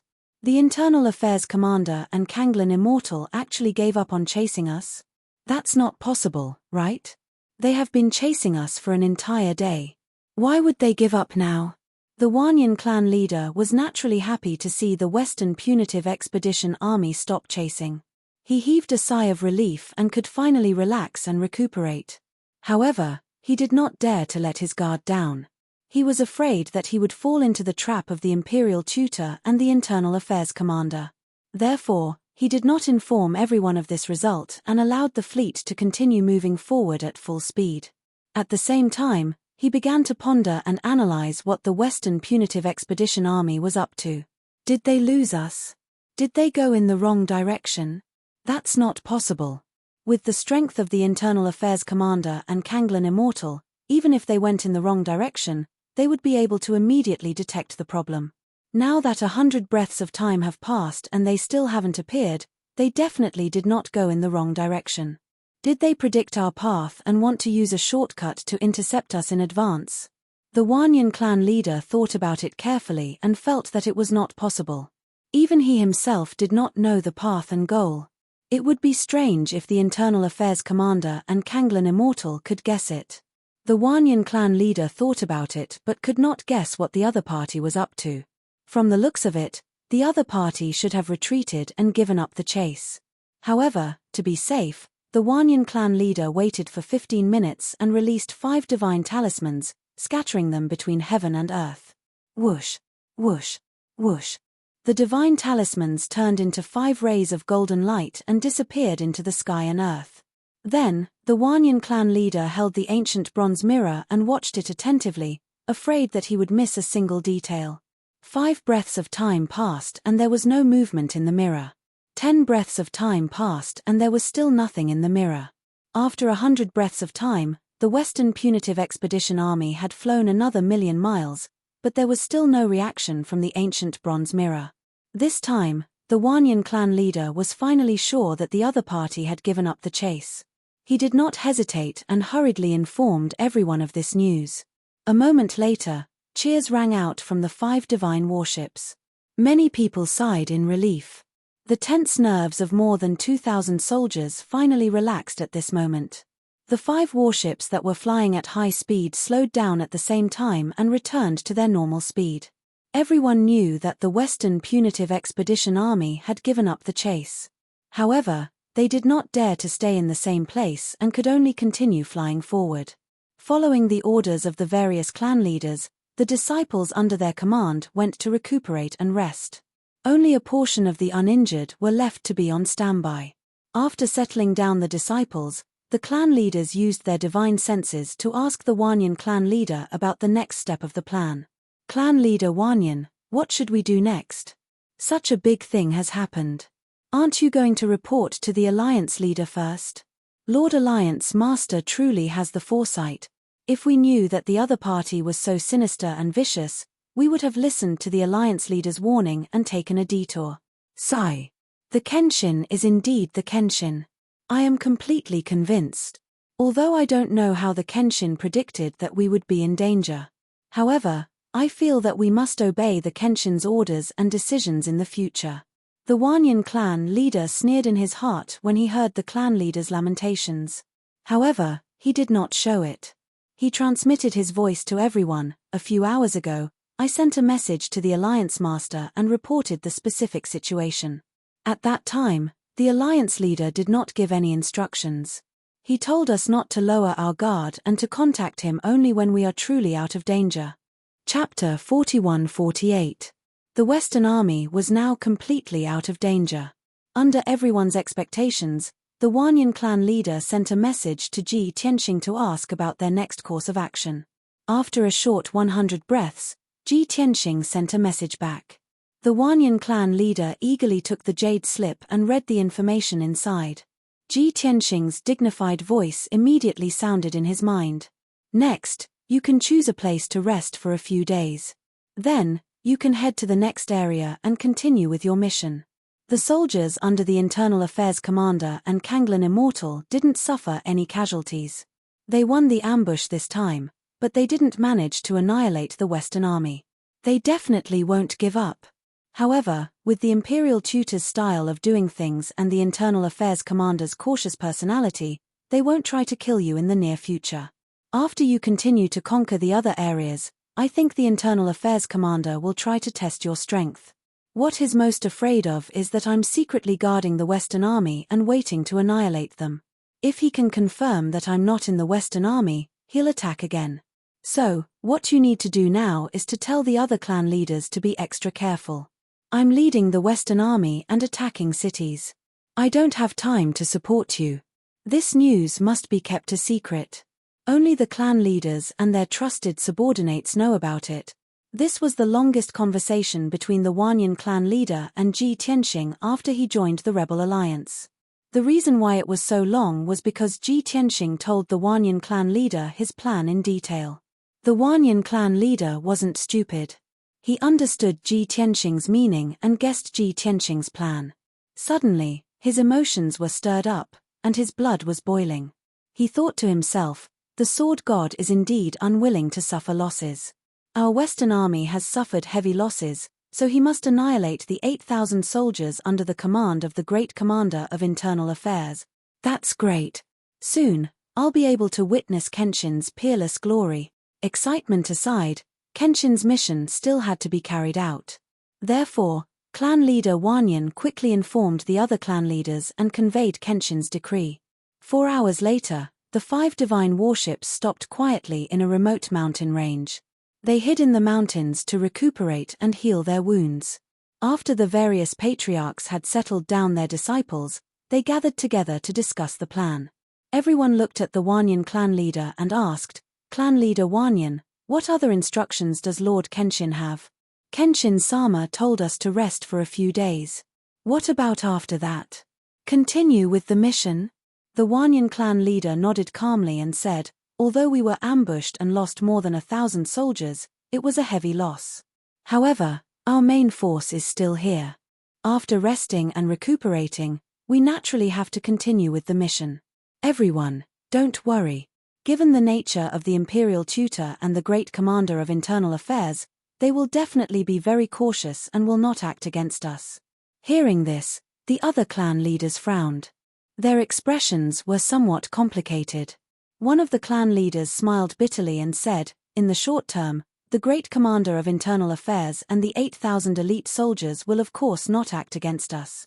However, they are unharmed and will definitely not give up. They will definitely annihilate us. Once we continue with the mission and conquer the various regions, they will ambush us again. At that time, who will be able to save us?" Another clan leader added, "Clan leader Wanyan, does Kenshin not plan to come and help us after knowing about this?" The other clan leaders' eyes lit up. They all asked, "The Great Commander of Internal Affairs has 8,000 elite soldiers. Other than Kenshin who can help us, the others are useless. We have suffered such heavy losses. If word gets out, it will damage the Alliance's reputation. Is Kenshin going to swallow this humiliation?" Through this ambush, the clan leaders had witnessed Ji Tianxing's strength. They all hoped that Ji Tianxing would come and help them. However, clan leader Wanyan glanced at them and said expressionlessly, "The Rebel Alliance has 4 armies. Our leader will personally lead the Northern Army, which has the smallest number of people. If every army is ambushed and needs our leader to come and save them, how will he be able to save them all? Don't think too much about it. I have already asked our leader. He won't have time to come and save us. Everyone, please be extra careful. If we are ambushed again using the same strategy, it won't be a problem of strength anymore. It will be a problem of brains." After saying this, clan leader Wanyan planned to turn around and leave. The other clan leaders were stunned. Their faces were filled with pity and grievance. In their opinion, Kenshin did not trust them enough and did not care about their lives. This was really disappointing. At this moment, clan leader Wanyan, who had just turned around, stopped in his tracks. He warned everyone in a serious tone, "Oh right, regarding the fact that our leader won't be coming, I hope that everyone can keep it a secret. At most, only your confidants are allowed to know about it. Do not spread it out. Otherwise, it will endanger all of our lives and affect our leader's plan." After giving this warning, clan leader Wanyan finally left for real. The other clan leaders watched him leave. When his figure disappeared from the peak of the mountain, they began to discuss it telepathically. Damn it! Are we, who joined the Rebel Alliance later, so disliked by the Kenshin? When the Southern Army was ambushed, the Kenshin rushed over immediately to help. What about us? The Kenshin is obviously biased. Don't talk about it. The treatment of those who joined the Alliance earlier is different from us. Our position in the leader's heart is also different. This is something that everyone knows. Don't think too much about it.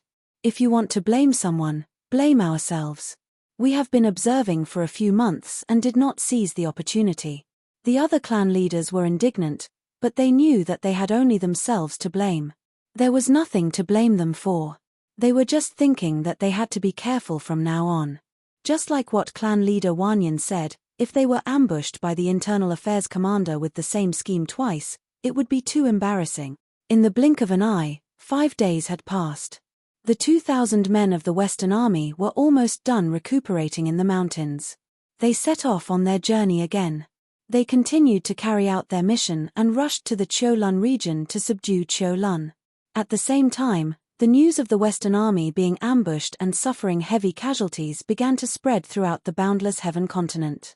Of course, in order to keep it a secret, the Western Punitive Expedition did not take the initiative to publicize or leak the news. The channels through which the news spread were unknown for the time being. However, what was certain was that the news did not spread widely. Only a few top forces and experts knew about it. As a result, Those factions and god-kings focused their attention on the Great Army of the West and Great Army of the North. Everyone was speculating that this was the first time the rebel alliance had suffered a setback since its establishment. Would the Kenshin rush over to help the Western Army in a fit of anger and annihilate the 8,000 soldiers under the Internal Affairs commander? Chapter 41-49. The factions and god-kings who knew the news were all paying attention to the Western and Northern armies. After a few days, the news about the two armies appeared. The Western Army arrived at Choluan region and successfully subdued the region lord, saving the citizens of the region. Now, the rebel alliance had one more region under their control. After the Western Army completed their mission, they continued on to the next region. At the same time, under the leadership of the Sword God, the Northern Army was as busy as ever, attacking and plundering cities without stopping. Even though the Northern Army had the least number of people among the four armies. However, the Northern Army led by Kenshin was the strongest army in everyone's eyes. The Western and Northern Army that received the attention of various factions carried out their missions as usual as if nothing had happened. Those factions and god-kings secretly sighed at Kenshin's strong determination and sympathized with the Western Army. Everyone knew that the Western and Eastern Army had joined the rebel alliance later and did not have much of a place in Kenshin's heart. Therefore, the Western Army could only accept such a huge loss. Hoping that Kenshin would avenge them? That was impossible. The commander of Internal Affairs and Kanglan Immortal also came to the same conclusion. Ever since they gave up chasing the Western Army, they retreated to their temporary camp and rested for 3 days. During this time, the commander of Internal Affairs reported the situation to the Imperial Tutor and asked for instructions on what to do next. The Imperial Tutor's reply was very similar to the commander of Internal Affairs' thoughts. Although they won the ambush, it was not a complete victory. With 8,000 elite soldiers, they had to wipe out the Western Army before they could announce the news to the world. Since there were not many casualties, they could rest for a while and look for another opportunity. The key was to see how Kenshin would react when he heard the news. The commander of Internal Affairs had the same idea. After the army rested, he began to use the Imperial Tutor's intelligence network to gather information on the Kenshin and the Western Army's movements. In less than 2 days, he found out that the Western Army had subdued Choluan region and was heading to the next region. The Kenshin, on the other hand, was still with the Northern Army and had yet to show their faces. After learning about the movements of the two armies and proving that the Kenshin was still in the north and did not reinforce the west, the Internal Affairs commander felt much more at ease. The reason why he had rested and observed for so long was because he was worried that Kenshin would go and reinforce the Western Army. If he rashly led 8,000 soldiers to besiege the army on the west and was slaughtered by the Kenshin, then his entire army would be wiped out. Although this sounded very exaggerated. However, Kenshin's glorious past was enough to prove his heaven-defying strength. The great commander of Internal Affairs heaved a sigh of relief in his heart. Then, he led the 8,000 elite soldiers and rushed to the Choluan region without stopping. He wanted to catch up with the Western Army and then try to intercept and kill them. Inextinguishable Azure agreed with this. Moreover, he also ridiculed and disdained the Western Army's misfortune. Those fence-sitters wagging their tails and begging for mercy waited for a few months before they made up their minds to join the Kenshin. They even thought that they could gain the trust and respect of the Kenshin. Who knew that the Kenshin did not even care about their lives? What a joke! The Internal Affairs commander also agreed with Inextinguishable Azure's words.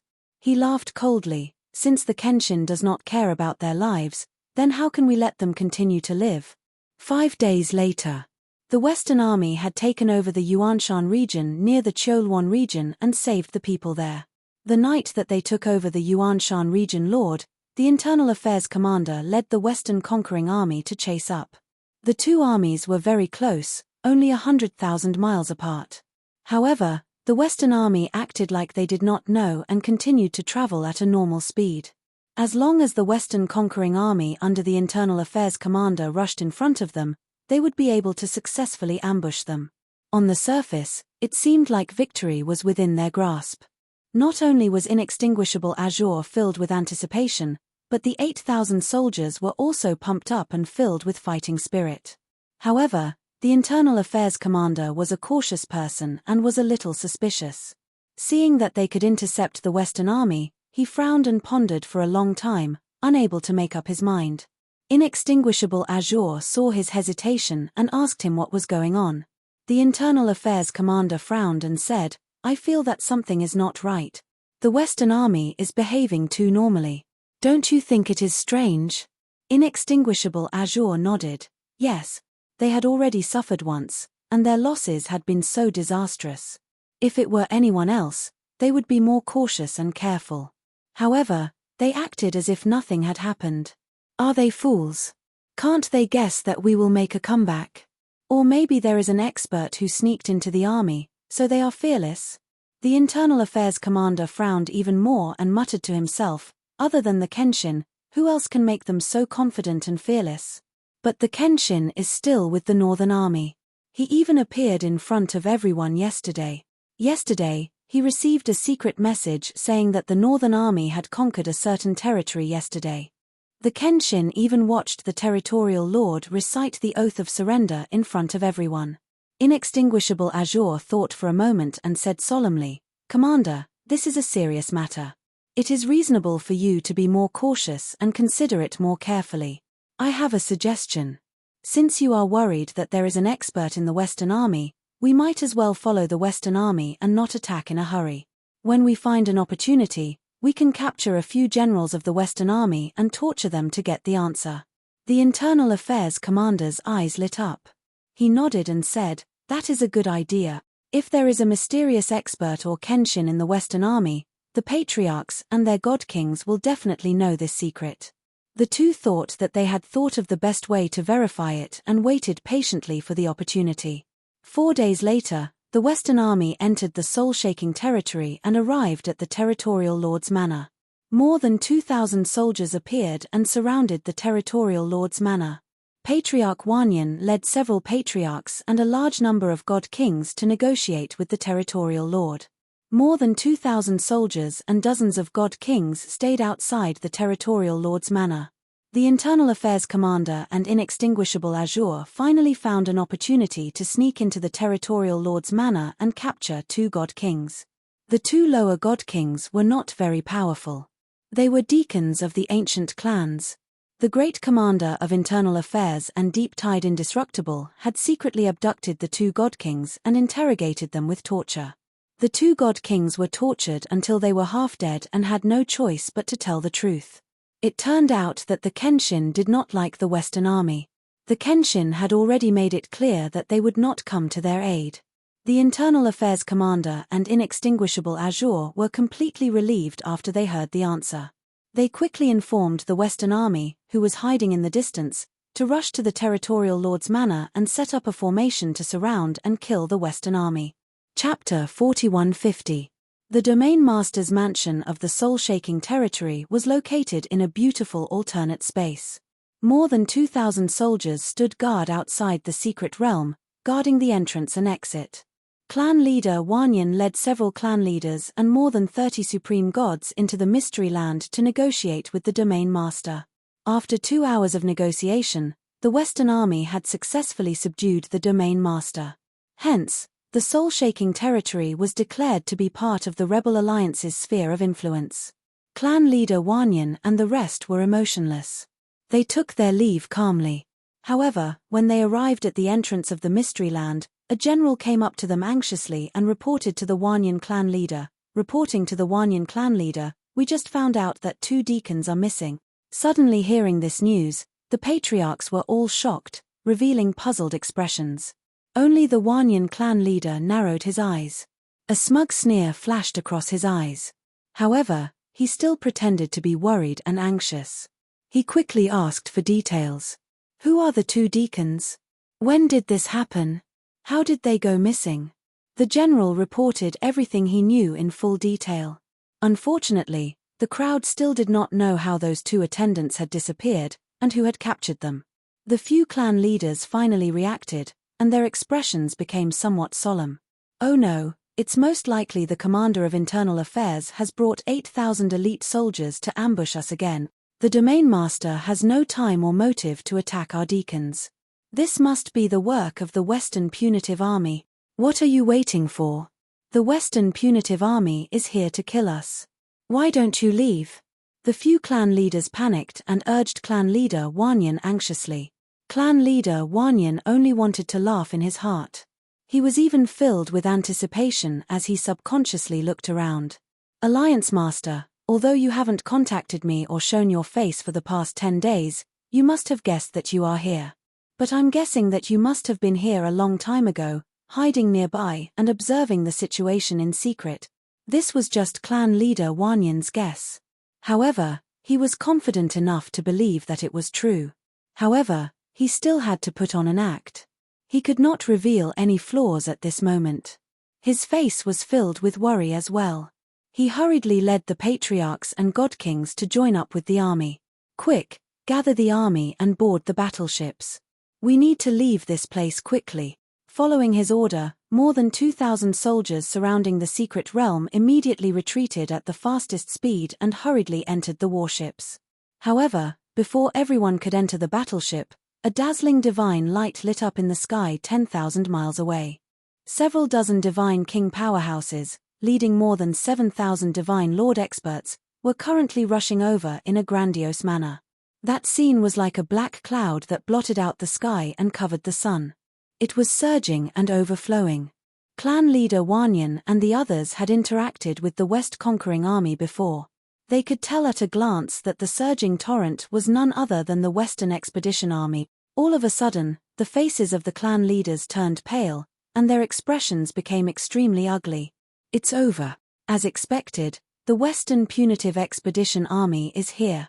They didn't set up an ambush on our path, but charged straight at us. There's nothing we can do about it. The Western Punitive Expedition Army has 3 times the number of our men. They have an overwhelming advantage. There's no need for an ambush. What should we do? It's too late for us to escape. Are we going to fight them here? Why don't we retreat to the territorial chief's manor and ask the territorial chief to mobilize his men to help us resist the Western Expedition Army? That's right. The territorial chief has just joined our alliance. He can't just stand by and watch us die. He has to fight alongside us.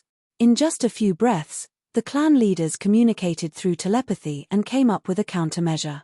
It was absolutely impossible to fight the Western Expedition Army head-on. They could only retreat to the territorial chief's manor and join forces to resist the Western Expedition Army's attack. That way, their chances of survival would be higher. However, clan leader Wanyan thought that there was no need to do so. With Kenshin watching from the side, the Western Expedition Army would be fine. Moreover, it was embarrassing to let Kenshin see their cowardice. However, Kenshin had not appeared yet, and clan leader Wanyan could not reveal this secret.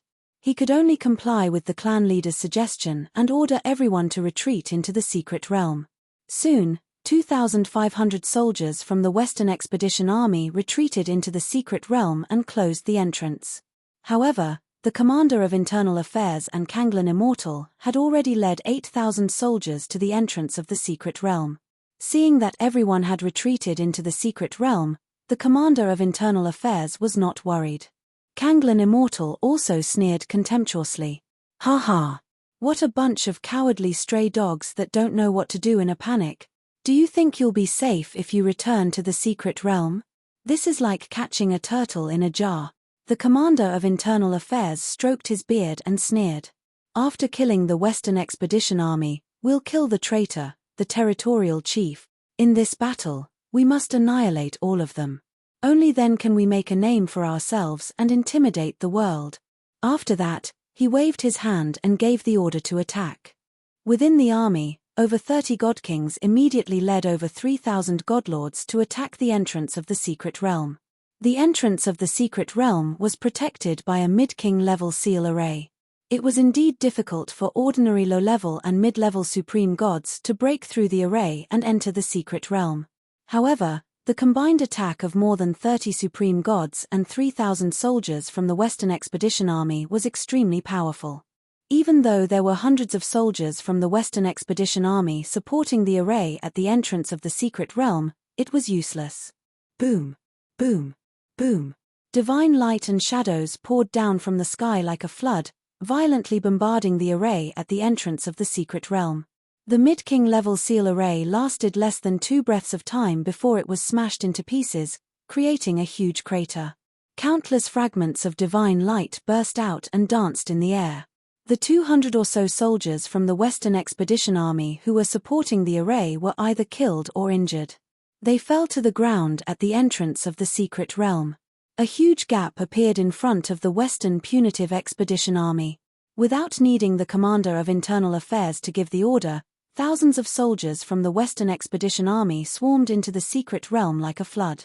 The commander of internal affairs and Kanglin Immortal walked through the gap and stepped into the secret realm. This secret realm with a radius of 100,000 miles was quite beautiful, and the spiritual chi of heaven and earth was abundant. However, at this moment, the peaceful secret realm was shrouded in a murderous and desperate atmosphere. More than 2,000 soldiers from the Western Expedition Army were fleeing to the territorial chief's manor as fast as they could to seek help from the territorial chief. Behind the Western Expedition Army, the commander of internal affairs led 7,000 soldiers from the Western Expedition Army to the territorial chief's manor. They were like a tidal wave that could topple mountains and overturn seas. He only left a few thousand soldiers to guard the entrance of the secret realm to prevent the Western Expedition Army from escaping. In everyone's opinion, the Western Expedition Army had the entire situation under control and could easily crush the Western Expedition Army and the territorial chief's manor.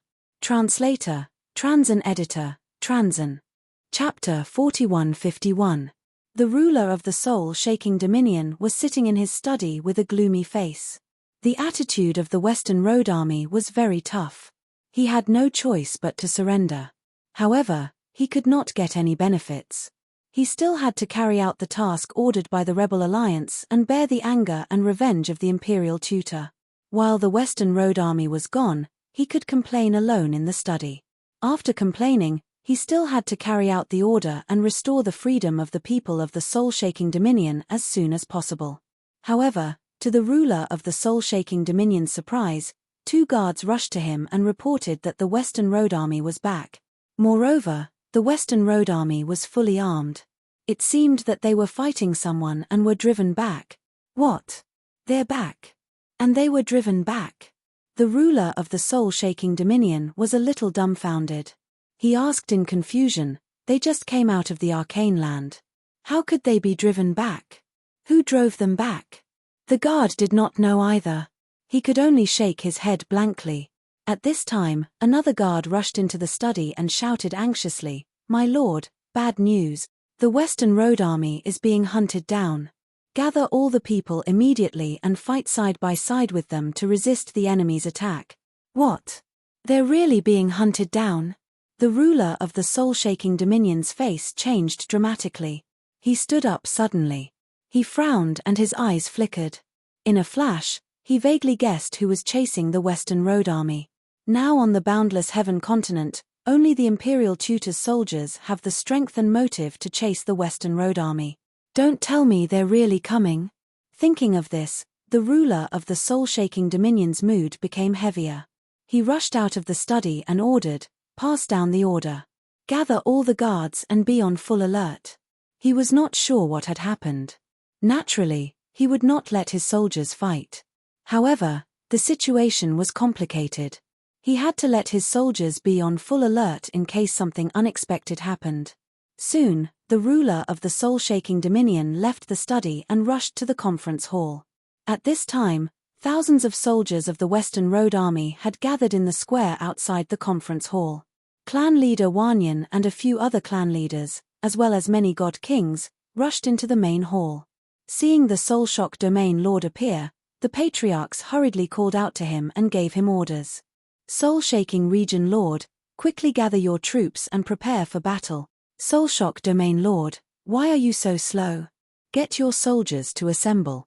For a long time, the patriarchs of the ancient clans had a sense of superiority that came from the bottom of their hearts. They believed that they were nobler than the domain lords. Therefore, they had a condescending attitude towards the various region masters. Now they belonged to the Rebel Alliance and were the generals of the Western Army. They had just forced the soul-shaking domain master to surrender, so they had no qualms about giving orders to him. However, soul-shaking area master was very unhappy. He ignored the other clan leaders and went straight to clan leader Wanyan. He asked, "Clan leader Wanyan, what happened? Who are you being hunted by?" Clan leader Wanyan didn't beat around the bush and directly replied, "The great commander of internal affairs and Kanglan Immortal led 8,000 elites to attack. Startling Soul Region Lord, you've already joined our alliance. It's time for you to show your loyalty." In fact, clan leader Wanyan said this to test soul-shaking area master's loyalty and also to remind him. Clan leader Wanyan still believed that Kenshin must be secretly observing. If soul-shaking area master made a mistake and made the wrong choice, then he would be in big trouble. Unexpectedly, soul-shaking area master was stunned. His eyes widened and he stared at clan leader Wanyan in disbelief. The great commander of internal affairs and Kanglan Immortal? 8,000 elite soldiers? Are they the army sent by the imperial tutor to intercept and kill you? When did this happen? Why did it happen to me? Soul-shaking area master was so shocked that he blurted out his inner thoughts subconsciously. In fact, he didn't care whether the Western army could survive or not. He just felt unlucky, aggrieved, and depressed. Why did this kind of thing happen to his domain lord manor? Clan leader Wanyan didn't say much. He just patted soul-shaking area master on the shoulder and gave him a meaningful look. "Don't be in a daze. Carry out the order quickly." He was already being extremely benevolent by reminding her to this extent. If soul-shaking area master still didn't know what was good for him, then he had no one to blame but himself. Soul-shaking area master's expression became extremely ugly. He slowly turned to look in the direction of the entrance of the arcane realm. When he saw thousands of soldiers of the Western punitive expedition in the sky thousands of miles away, he felt as if he had been struck by lightning. It turned out that clan leader Wanyan didn't lie to him. There were indeed 8,000 elite soldiers coming to attack and were about to surround his domain lord manor. Not only the Western army, but he was also in big trouble. What should he do? Was it too late to escape now? This was the first thought that came to soul-shaking area master's mind. However, as soon as this thought flashed through his mind, he immediately sobered up. There was no way he could escape from the 8,000 elite soldiers surrounding his domain lord manor. Clan leader Wanyan and more than 2,000 soldiers of the Western army were watching his every move. If he didn't save them and fled at the last minute, the Western army would definitely report it to Kenshin. So far, there hadn't been a traitor in the rebel alliance.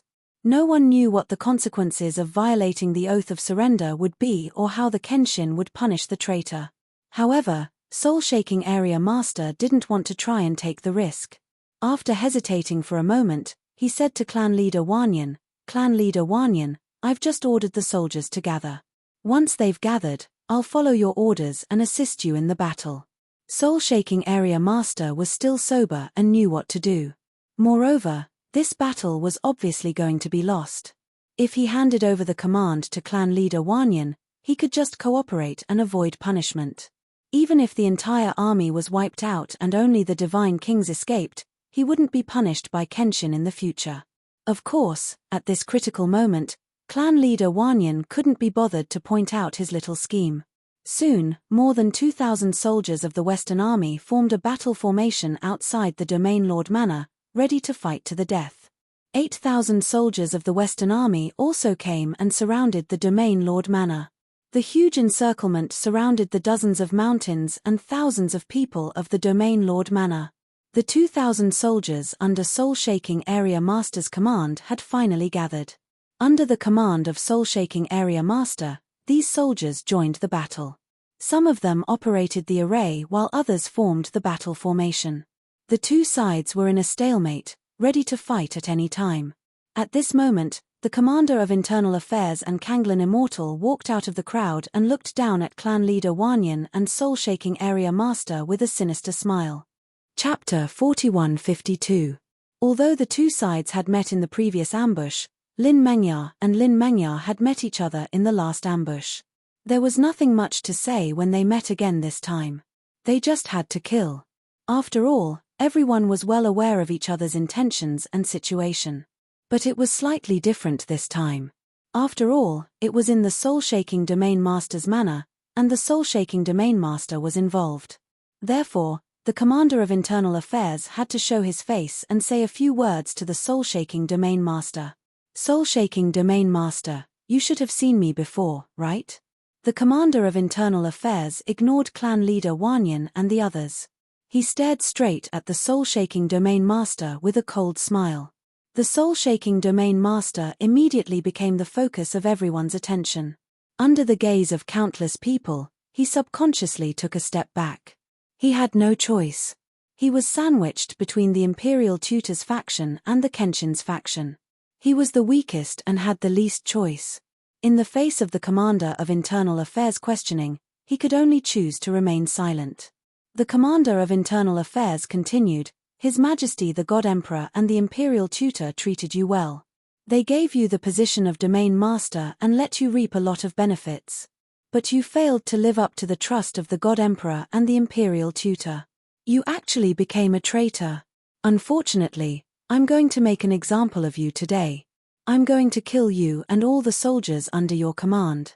This is the so-called killing the chicken to warn the monkey. I'm going to let those who have bad intentions and waver see that this is the result of betraying the God Emperor and the Imperial Tutor. The soul-shaking domain master's face suddenly turned pale. Cold sweat broke out on his forehead, and deep fear and despair flashed in his eyes. If he could, he really wanted to surrender to the commander of internal affairs. It didn't matter if the soldiers under his command were killed, as long as he could survive. But he had just turned to the Rebel Alliance today and swore an oath of surrender. If he changed sides now, he would definitely become the laughingstock of the world. What's more, the commander of internal affairs might not accept his surrender. He would still kill him to show his power. At that time, even his death would be worthless and meaningless. After death, he would be spurned by the world. Therefore, Soul Shock Domain Lord chose to endure the attack with all his might. He braced himself and pretended to be righteous as he said loudly, Chief Commander, even if you have the advantage, even if I die here today, I will not surrender. That's because I've long wanted to abolish slavery and return freedom to the common people. It's just that I'm alone and weak, so I don't dare to voice my thoughts.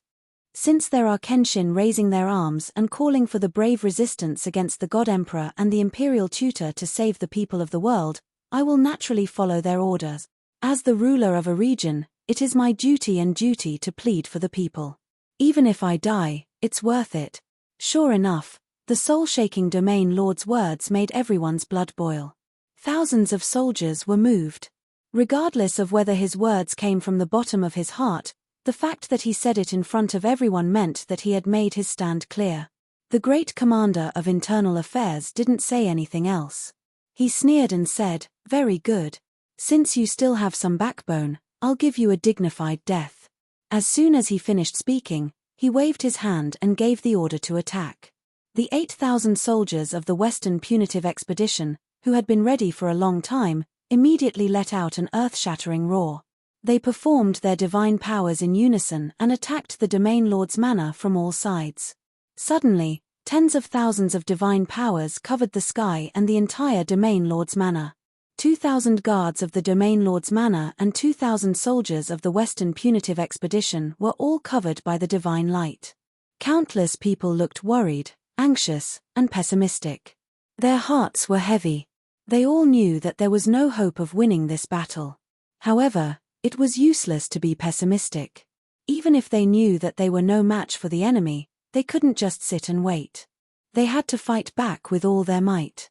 Clan leader Wanyan, the other clan leaders, and the soul-shaking domain lord took the lead and rushed out. They shouted and performed their divine powers to resist the enemy's fierce attacks. Influenced by their momentum, the soldiers of the Western Punitive Expedition and the 2,000 guards of the Domain Lord's manor also became excited and united. Thousands of warriors, with a solemn and resolute mood, performed their ultimate skills with all their strength and launched a counterattack. The first round of battle between the two sides had begun. Boom, boom, boom, boom, boom, boom, boom. Deafening noises exploded between heaven and earth, causing the earth to tremble. The divine light in the sky collided violently and collapsed on the spot, bursting into billions of fragments. The violent and raging shockwaves hit the Domain Lord's manor and the mountains and rivers within a radius of 30,000 miles. The defensive array of the Domain Lord's manor had been activated. However, the layers of mediocre king-level divine array could not withstand the shockwaves of more than 10,000 experts. It only lasted for 2 breaths before it shattered. The first round of battle ended with casualties on both sides. However, the casualties on the Western Punitive Expedition's side were relatively light. Only a little more than 100 people were killed and 200 were injured. On the other hand, more than 300 guards of the Western Punitive Expedition and the Domain Lord's manor were killed and nearly 700 were injured on the spot. It was only the first round of battle, but the Western Punitive Expedition and the Domain Lord's manor had suffered such heavy casualties. This showed how big the gap in strength between the two sides was. In particular, the Western Punitive Expedition had destroyed the defensive array of the Domain Lord's manor in the first round of battle. This was very unfavorable for the Western Punitive Expedition and the Domain Lord's manor. Now that they had lost a layer of protection, their casualties were bound to be greater. More than 4,000 soldiers were filled with worry and despair. The various clan leaders and the Domain Lord's manor lord were also nervous. They were secretly thinking about how to deal with this and when they could find a way to escape. Clan leader Wanyan was the only one with the most complicated feelings. He pretended to be calm and collected, but his heart was full of doubts. He secretly looked around. He wondered if his prediction was wrong. Did the Kenshin not come? If so, did it mean that he had guessed wrong from the beginning? Or did the Kenshin think that these casualties were nothing and that it was not time to strike? If it was the latter, clan leader Wanyan could accept it. However, if it was the former, then he was very disappointed and desperate. The Western Punitive Expedition's morale was greatly boosted. They shouted and launched the second round of attack. More than 7,000 soldiers brandished their swords. The Kenshin soldiers were murderous as they cast divine spells and released divine light illusions that blotted out the sky. The Western Punitive Expedition and the Domain Lord's manor guards, who were about to be drowned by the divine light, could only anxiously and desperately use their trump cards. Everyone knew that it was useless. It was still impossible to stop the siege of the Western Punitive Expedition. At most, it could only delay the speed of their defeat. However, at this point, they had no other choice. The divine light flood was about to engulf the Western Punitive Expedition and the Domain Lord's manor guards. In the second round of battle, they would definitely lose more soldiers. The number of survivors would drop to about 3,000. Next, everyone could imagine that in less than 15 minutes, the Western Punitive Expedition and the Domain Lord's manor would be killed and destroyed. However, at this moment of life and death, a scene that no one had expected occurred. A handsome young man in a white robe suddenly appeared in the sky above the Domain Lord's manor.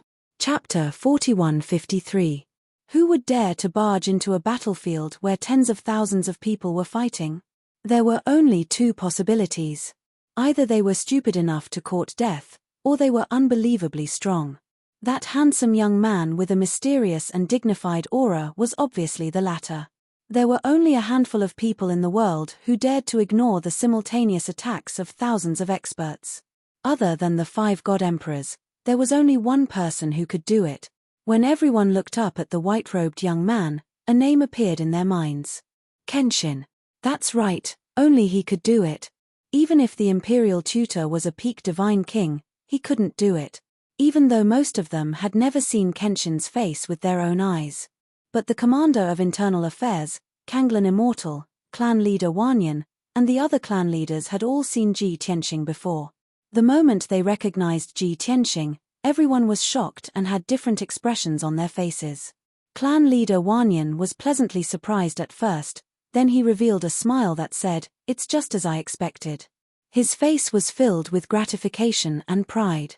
The other clan leaders were pleasantly surprised at first, then they heaved a sigh of relief, their hearts finally settling back into their stomachs. They didn't dare to believe it, nor did they understand why Kenshin would appear here. Didn't Kenshin already say that he wouldn't help the Western army?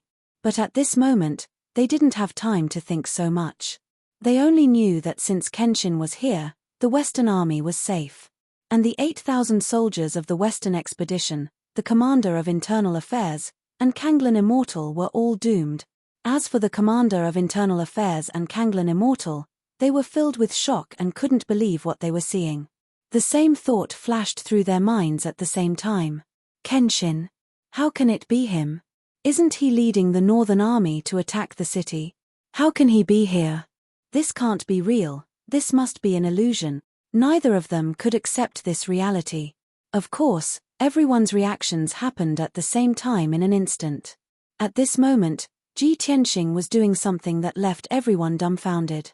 He actually opened his arms, and his body lit up with divine light. He erupted with his most powerful divine power and began to use his divine ability. He stood between the two sides, facing the 7,000 soldiers of the Western expedition alone. He actually wanted to resist and dissolve the attack of the Western expedition army with his own strength.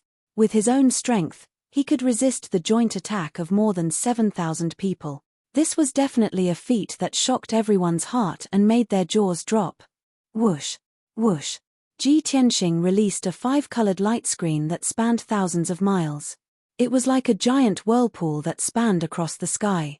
The divine art of the Western Expedition Army to attack of the divine ability of the Western Expedition Army.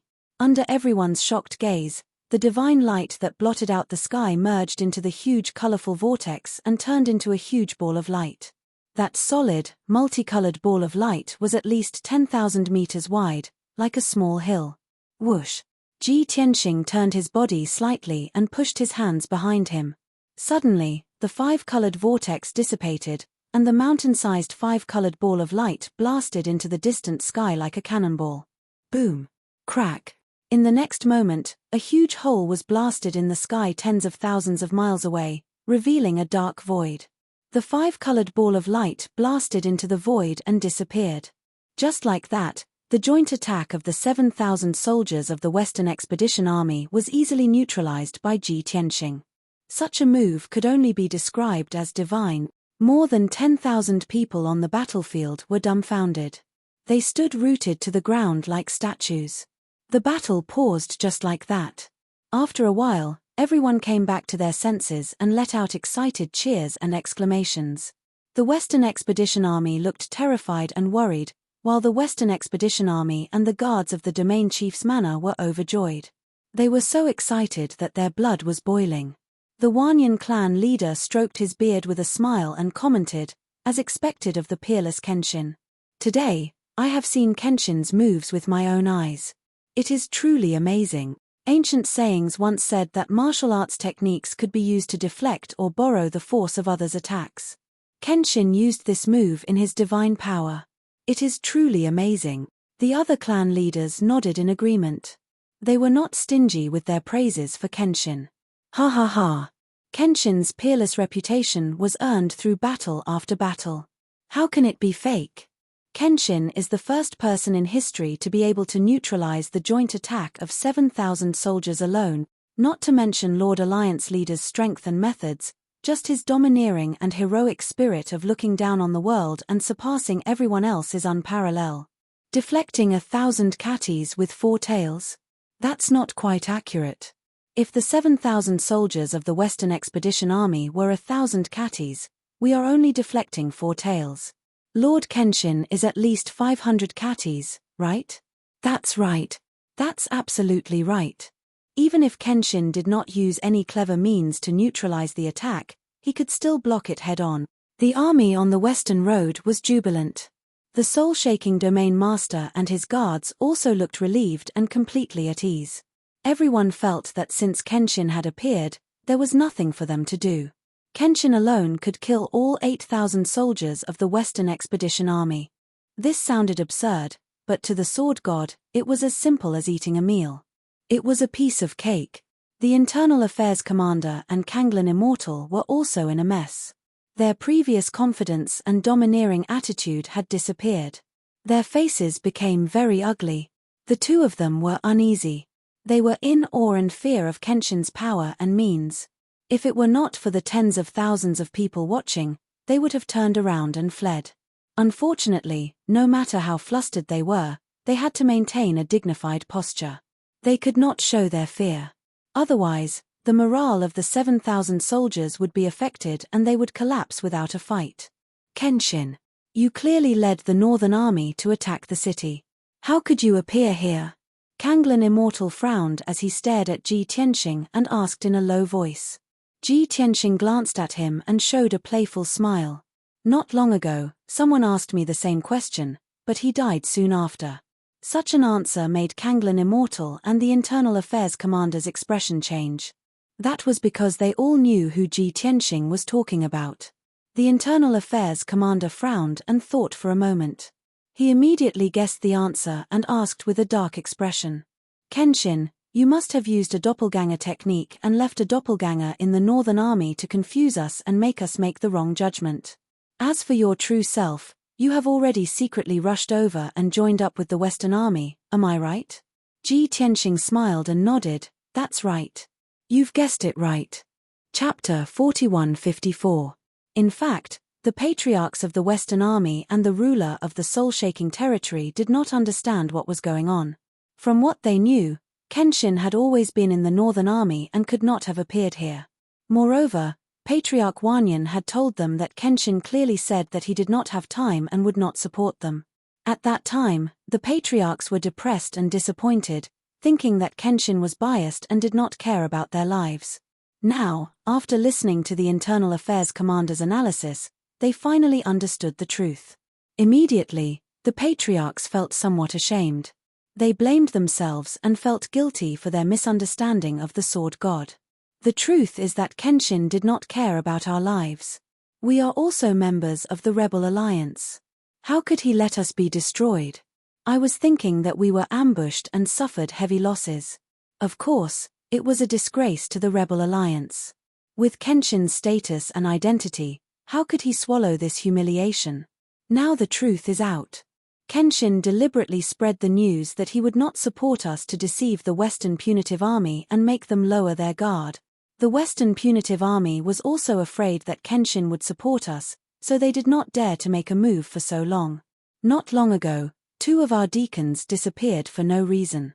It was definitely the work of the Western Punitive Army. The Western Punitive Army captured the 2 deacons and found out that Kenshin would not help them, so they decided to ambush us. That's right. Your analysis is absolutely correct. Kenshin guessed the Internal Affairs Commander's thoughts and plans and set up this trap in advance to lure the Western Punitive Army to kill us. He knew that the Internal Affairs Commander and the Imperial Tutor were cautious and suspicious. Not only did they deliberately spread the news, but they also left a clone in the Northern Army to show his face in front of everyone. All of this was to make the Western Punitive Army lower their guard. Not only is Kenshin's swordsmanship unparalleled, but his shrewdness and schemes are also amazing. That's right. We can only blame ourselves for being too shallow and ignorant. We wronged him. Just thinking about it makes me feel ashamed. The patriarchs discussed telepathically and quickly analyzed the cause and effect. They also understood Kenshin's plan and thought process. As a result, everyone's resentment towards Kenshin dissipated and turned into shame, gratitude, and admiration. Even though the great commander of internal affairs and inextinguishable Kanglen were nervous, the 7,000 soldiers of the Western Punitive Expedition were also under great pressure. Their hearts were filled with fear and awe. However, in the current situation, he was already riding a tiger and had no way to back down. The Minister of Internal Affairs knew that the Western Punitive Expedition could only advance and could not retreat. At the very least, they could not retreat without a fight. Otherwise, the morale of the Western Punitive Expedition Army would collapse on the spot and they would be chased down by the Western Punitive Expedition Army. Not to mention the fact that they could not escape the Kenshin's pursuit. Even if they could escape, they would face the Imperial Tutor's disappointment and punishment. After this defeat, the morale of the Imperial Tutor's army would be completely shattered. Since the Imperial Tutor, there was no one else who could lead an army into battle. Therefore, the Minister of Internal Affairs could only shout against his will to boost the morale of the Western Punitive Expedition. Officers and soldiers, You are all carefully selected by the Imperial Tutor and me. You are the real elites and mighty masters. Although everyone knows that the Kenshin is a peerless powerhouse and is famous for his fighting prowess, we should not be afraid. In today's battle, we should not be timid or afraid. We should be proud and excited. Think about it, to be able to fight a bloody battle with the Kenshin. Isn't that an honor for us? No matter how strong the Kenshin is, we have 7,000 soldiers. As long as everyone fights to the death, we will definitely be able to defeat the enemy. Everyone, don't worry. I will fight alongside you until the last moment. I will not retreat even if I die. His powerful voice reverberated in the sky, deafening everyone's ears.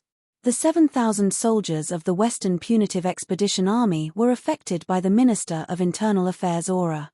Their blood was boiling, and their fighting spirit was soaring. They also waved the divine weapons in their hands, shouting and roaring excitedly. Their bodies were filled with blazing fighting spirit. Seeing this, Ji Tianxing raised an eyebrow and his lips curled into a playful smile. Although the great commander of internal affairs appeared to be majestic and impassioned, the great commander of internal affairs' thoughts could not be hidden from him. He had already guessed what the Minister of Internal Affairs was going to do next. Therefore, he secretly transmitted an order to the Wanyan clan leader and the others. Half of the soldiers will follow me into battle and destroy the Western Punitive Expedition Army as soon as possible. The other half will immediately leave the domain chief's manor and rush to the entrance of the secret territory. Kill the Western Punitive Expedition Army guarding there and control the entrance as soon as possible. The Wanyan clan leader immediately gave the order to assign tasks. Under his command, the Wanyan clan and the other two clans stayed behind to fight. The other two clans and the guards under the domain chief's command rushed to the entrance of the secret territory.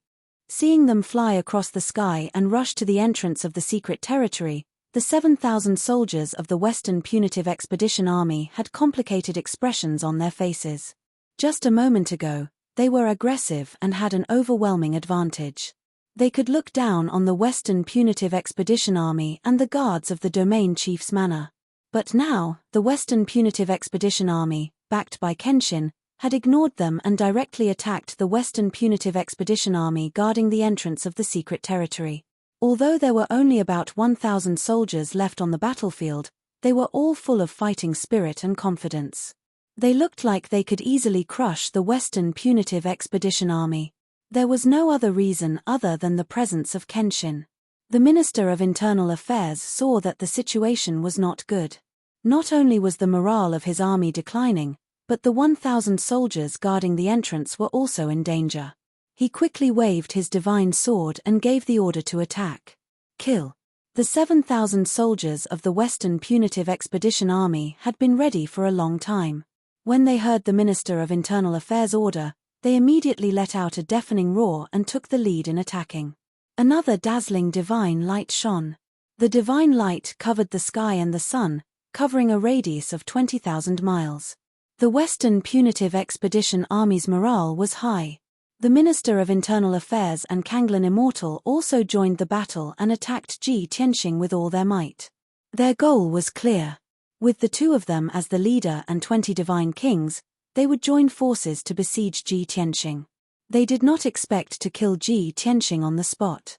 As long as they could delay him, that would be enough. The remaining 7,000 soldiers would be able to kill the 1,000 soldiers of the Western Punitive Expedition Army very quickly. The Minister of Internal Affairs' plan was very clear. This plan was indeed feasible. But the problem was, he had absolutely no idea how formidable Ji Tianxing's strength was. Moreover, Ji Tianxing seemed to be alone, but he actually had a group of divine kings with him. Swoosh! Ji Tianxing opened the Jiutian 10 Absolutes Pagoda, and a blazing door of light appeared beside him. The next moment, Yun Yao, Ji Ku, Chao Qingyu, Lan Yank, Bai Feng, Lin Shui, and the others appeared. The 12 God King powerhouses were prepared long ago. As soon as they appeared, they waved their divine weapons and joined the battle. Their goal was very clear. They were to help the 1,000 soldiers of the Western Punitive Expedition Army resist the encirclement of the 7,000 soldiers of the Western Punitive Expedition Army. They did not need to kill the Western Punitive Expedition Army. They just needed to hold them off for a moment. Chapter 41:55. There were more than 8,000 people on both sides, and they started to fight again. The great commander of internal affairs and Kanglin Immortal led 20 God King experts to besiege Ji Tianxing in the sky. These 22 God Kings feared Ji Tianxing's fame and strength from the bottom of their hearts. Therefore, they didn't hold back at all when they attacked, using their trump card divine abilities. Everyone released all kinds of destructive divine techniques, which poured down like a torrential flood, drowning Ji Tianxing's figure. Ji Tianxing didn't hesitate. He immediately used the divine skill of 10 directional shadows and created 8 doppelgangers. The reason why he created 8 doppelgangers instead of 9 was because he left one doppelganger in the army on the north to act as a cover to deceive the Imperial Tutor and the Western Expedition Army. Whoosh whoosh whoosh. Ji Tianxing and the 8 doppelgangers spread out and used all kinds of divine skills and sword Dao skills at the same time to fight the commander of internal affairs and the others. The crisscrossing divine light phantoms flashed in the sky, and a series of earth-shattering noises reverberated. Violent shockwaves spread out in all directions along with countless fragments of divine light. The domain chief's manor, which was closest to the battle, was naturally unlucky. The mountains and dozens of palaces and mansions within 1,000 miles were flattened by the shockwaves and turned into a mess of ruins. Fortunately, before the battle began, the domain chief of the soul-shaking domain had asked more than 3,000 family members and servants to leave the domain chief's manor and hide in the depths of the mystic realm.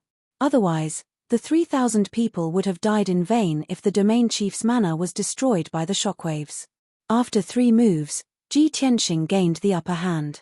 The commander of internal affairs, Kanglin Immortal, and the 20 God Kings couldn't hurt Ji Tianxing no matter how hard they tried. On the other hand, Ji Tianxing's divine skills could always break through their defenses and injure them one by one.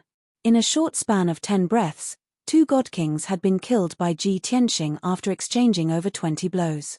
The other 9 divine king powerhouses were also injured by Ji Tianxing's clones, their bodies bathed in blood. In the sky, Ji Tianxing held the upper hand and the advantage. He attacked in the most violent manner, trying to finish off the internal affairs commander and the others as quickly as possible. In the sky and on the ground, Yun Yarrow, Ji Ku, and the others were helping nearly 1,000 soldiers of the Western Punitive Expedition Army to resist the encirclement of 7,000 soldiers of the Western Punitive Expedition Army. Even though they were all God King experts with extraordinary strength and were proficient in all kinds of divine abilities and ultimate arts, their battle prowess was outstanding. However, the West Punitive Expedition Army outnumbered them by 7 to 1. No matter how powerful they were, it was impossible for them to tie with the West Punitive Expedition Army. Other than the 5 God Emperors and Ji Tianxing, almost no one could accomplish such a miracle.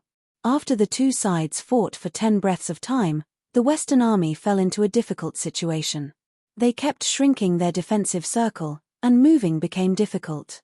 Of the 1,100 soldiers, more than 200 were injured and more than 60 were killed. Yun Yarrow, Ji Ku, and the others were worried, but they did not panic. They continued to deal with the situation calmly. In order to slow down the collapse of the Western Army and buy as much time as possible, they used their trump cards and life-saving divine artifacts. For example, Ji Ku controlled the 9 Heavens 10 Absolutes pagoda to block most of the attacks. This move was indeed effective. Although it could not completely prevent the Western Army from dying, it could at least significantly reduce the casualties. The earth-shattering battle lasted for 100 breaths of time before it reached its most intense moment. The surrounding tens of thousands of miles had become a battlefield. The mountains and rivers were destroyed, and the battlefield was littered with corpses and flesh. The battle between Ji Tianxing and the Internal Affairs Commander and the others was about to come to an end. The Internal Affairs Commander and Kanglin Immortal were both injured. Their clothes were tattered, and their bodies were covered in blood. They looked rather miserable. Ji Tianxing had also killed more than half of the 20 intermediate and high-level God Kings. Only 8 of them were still alive, but they were also severely injured. On the other hand, Ji Tianxing and his 8 clones were safe and sound. None of them were injured. After all, Ji Tianxing's true strength was more than 10 times that of an ordinary peak god king. Each of his doppelgangers had half of his strength, which was several times that of a peak god king. As for the internal affairs commander, Kanglan Immortal, and the 20 god kings, none of them were peak god kings. The two strongest were only 9th heaven god kings. No matter what divine abilities or techniques they used, they would not be able to hurt Ji Tianxing. Unknowingly, another 30 breaths of time passed. The 8 severely injured god kings were also killed by Ji Tianxing and his 8 doppelgangers. They died tragically on the spot. Only the internal affairs commander and Kanglan Immortal were still alive. However, their injuries had worsened, and their combat strength had decreased greatly. Both of them were filled with fear. They were very afraid of Ji Tianxing's strength and techniques. If they continued to fight, the two of them would die under Ji Tianxing's sword in less than 50 breaths of time. Hence, the two of them very tacitly chose to turn around and flee. This was originally the plan that the two of them already decided on before the battle began. Taking advantage of the time when the battle was at its most intense, under the situation where the soldiers were not paying attention, the two of them fled quietly. The chances of success were very high. It was just that they did not expect that Ji Tianxing's strength was too horrifying, killing off all 20 god kings so quickly. As such, the two of them felt that it was too late to escape now. The chances of success were not high. Whoosh! Whoosh! Taking advantage of the time when Ji Tianxing fired out 2 rays of fist light, blasting them out 1,000 miles away, the two of them immediately borrowed the force to retreat, turning around and fleeing towards the Mystic Realm's exit. Even if they were injured by the shock, blood spewing out of their noses and mouths, in order to not attract the soldiers' attention, the two of them forcefully endured it and did not make a sound. Furthermore, in order to increase the chances of successfully escaping, the two of them even teleported in 2 different directions respectively, pulling apart a distance of 20,000 miles in a blink of an eye. If it was outside the Mystic Realm, and there was only Ji Tianxing alone, then their scheme still had a chance of success. Regardless of which one Ji Tianxing chased, the other would escape. But now, everyone was inside the soul-shaking Mystic Realm. No matter how the Internal Affairs Commander and Navy-tied Immortal split up to escape, they still had to pass through the Mystic Realm's exit. Most importantly, Ji Tianxing was not alone, he still had 8 clones. Each doppelganger had the ability to defeat and kill the Great Commander of Internal Affairs and Kanglan Immortal. The 8 clones attacked at the same time, splitting into 2 to chase after them, quickly stopping them. Just like that, the Great Commander of Internal Affairs and Deep-Tide Immortal were separated from each other and attacked by 4 clones. In less than 20 breaths of time, Navy-Tide Immortal was killed by the 4 clones and turned into ashes. Following that, the Internal Affairs Commander also died under the swords of Ji Tianxing and the 4 clones, dying without a complete corpse. Ji Tianxing waved his hand and picked up the 2's godhead fragments, turning around and rushing back to the battlefield. In the battle just now, the 7,000 Western Punitive Expedition Army did not suffer many casualties, only about 800 people were killed. The Western Punitive Expedition Army suffered heavier casualties. Even with the help of Yun Yarrow, Ji Ku, and the others, more than 400 people were killed, leaving only 700 people alive. Everyone was in a very dangerous situation, even Yun Yarrow, Ji Ku, and the others were injured.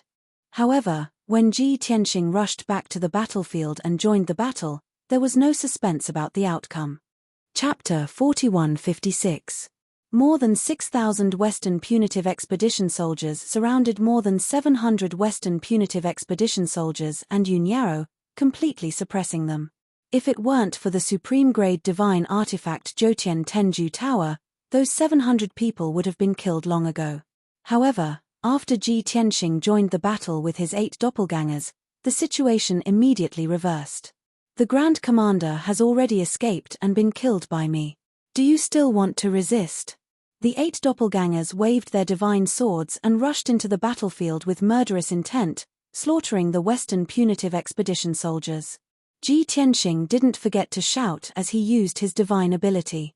His powerful voice covered the sound of the explosions caused by the collision of divine arts, allowing the 6,000 Western Punitive Expedition soldiers to hear it clearly. This sudden news caused the 6,000-plus soldiers to stiffen and their expressions to become extremely ugly. Countless people subconsciously turned to look at Ji Tianxing, or searched the surrounding sky for the Grand Commander of Internal Affairs and Kanglan Immortal. When they saw that the Grand Commander and Kanglan Immortal had indeed disappeared, they immediately panicked. Previously, the Grand Commander of Internal Affairs had said that he would fight side by side with them and would not retreat even if he died. In the end, before the battle had even reached its end, the Grand Commander and Kanglan Immortal had actually escaped. It was one thing to escape, but before he could do so, he was killed by the Sword God. What was this? This was too humiliating. This thought flashed through the minds of the thousands of Western punitive expedition soldiers. Their morale dropped by more than half, and they felt that there was no point in continuing to fight. There were also some soldiers who fell into hesitation and dilemma, considering whether to continue fighting or surrender to Kenshin. In their opinion, even the Grand Commander of the army had abandoned them and fled, so it was understandable that they would declare their surrender. Moreover, they were surrendering to Kenshin, so losing to Kenshin was not shameful at all. However, the 700 Western punitive expedition soldiers, Yun Yarrow, Ji Ku, and the others did not stop attacking. While the 6,000 Western punitive expedition soldiers were in a daze, everyone unleashed their divine abilities to counterattack. Boom! Boom! Boom! Bang bang bang bang! A deafening explosion erupted, reverberating endlessly between heaven and earth. Under the dazzling divine light, more than 800 soldiers of the Western punitive expedition were killed on the spot. Of course, nearly 500 of them were killed by Ji Tianxing and his doppelganger. With his and his avatar's strength and means, dealing with those divine Lord Realm Western punitive expedition army was simply like chopping vegetables. The heavily injured Western punitive expedition army immediately reacted, and many people subconsciously retreated. However, there were still many divine king generals in the West punitive expedition. They were still able to keep their cool and quickly shouted, "Everyone, don't panic. And don't believe Kenshin's nonsense. The chief commander and clan leader Kanglan would never do such a thing. The Kenshin wants to divide us so that they can annihilate us all. Right now, the only thing that can save our lives is ourselves. Don't retreat anymore. Only by breaking out of the encirclement will we have a chance to survive."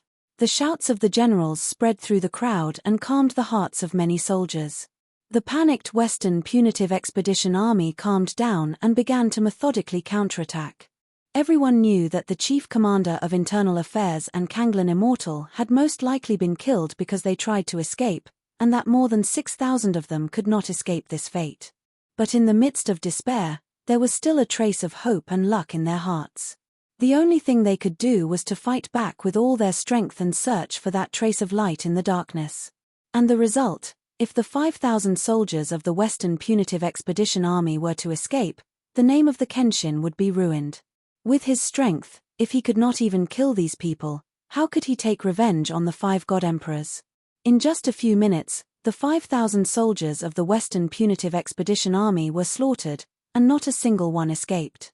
70% of them were killed by Ji Tianxing and his 8 doppelganger, while the remaining 30% were killed by the Western punitive expedition army, Yun Yarrow, Ji Ku, and the others. After the battle ended, the divine light and loud noises that covered the sky gradually dissipated. Ji Tianxing recalled his 8 doppelganger and let Yun Yarrow, Ji Ku, and the others return to the Jotian 10 Absolutes Tower to recuperate and rest. As for the Wanyan Patriarch and the 700 soldiers, they were also heavily injured. Ji Tianxing let them stay on the battlefield to recuperate and clean up. He turned and left the ruined battlefield alone and rushed to the exit of the soul-shaking secret realm. When Ji Tianxing arrived at the exit of the secret realm, the battle here was about to end. The Western punitive expedition army and the 1,000 guards under the soul-shaking realm's master besieged the 1,000 soldiers of the Western punitive expedition army guarding the exit. They had the advantage in numbers and the other side did not have any top experts. The result was obvious. When Ji Tianxing arrived at the exit, 80% of the Western punitive expedition army had been killed. Only about 200 people were left, and they were fighting and retreating.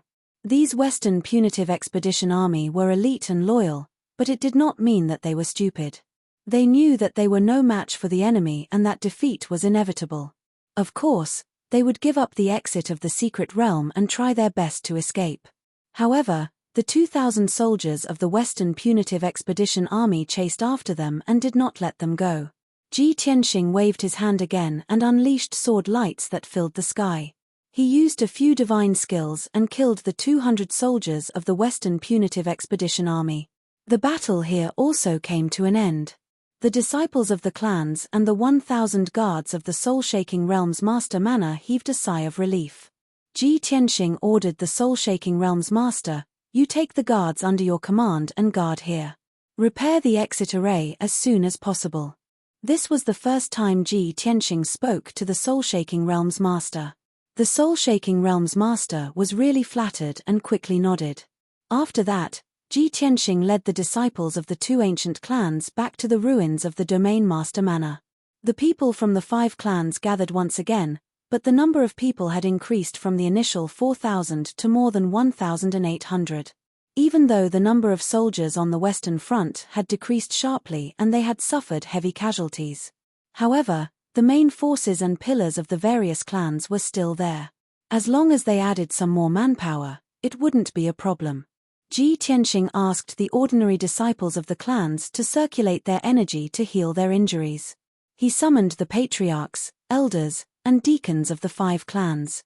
Everyone gathered together and stood respectfully, looking at Ji Tianxing with eyes full of excitement, gratitude, and worship. After this battle, their misunderstandings of Ji Tianxing were completely eliminated. At the same time, they were completely convinced by Ji Tianxing's shrewdness, strategy, and strength. Ji Tianxing calmly swept his gaze over the crowd and said, "Now that things have come to this, I believe that there is no need for this king to explain any further. Everyone understands this king's strategy and intentions. Before this, perhaps everyone would have some thoughts or even resentment. However, I will use my actions to prove that anyone who joins the alliance will be protected by the alliance. What you're worried about will never happen. After this battle, there is almost no one under the Imperial Tutor's command that can be used. The general situation is set. However, you must learn from this lesson and never let your guard down again.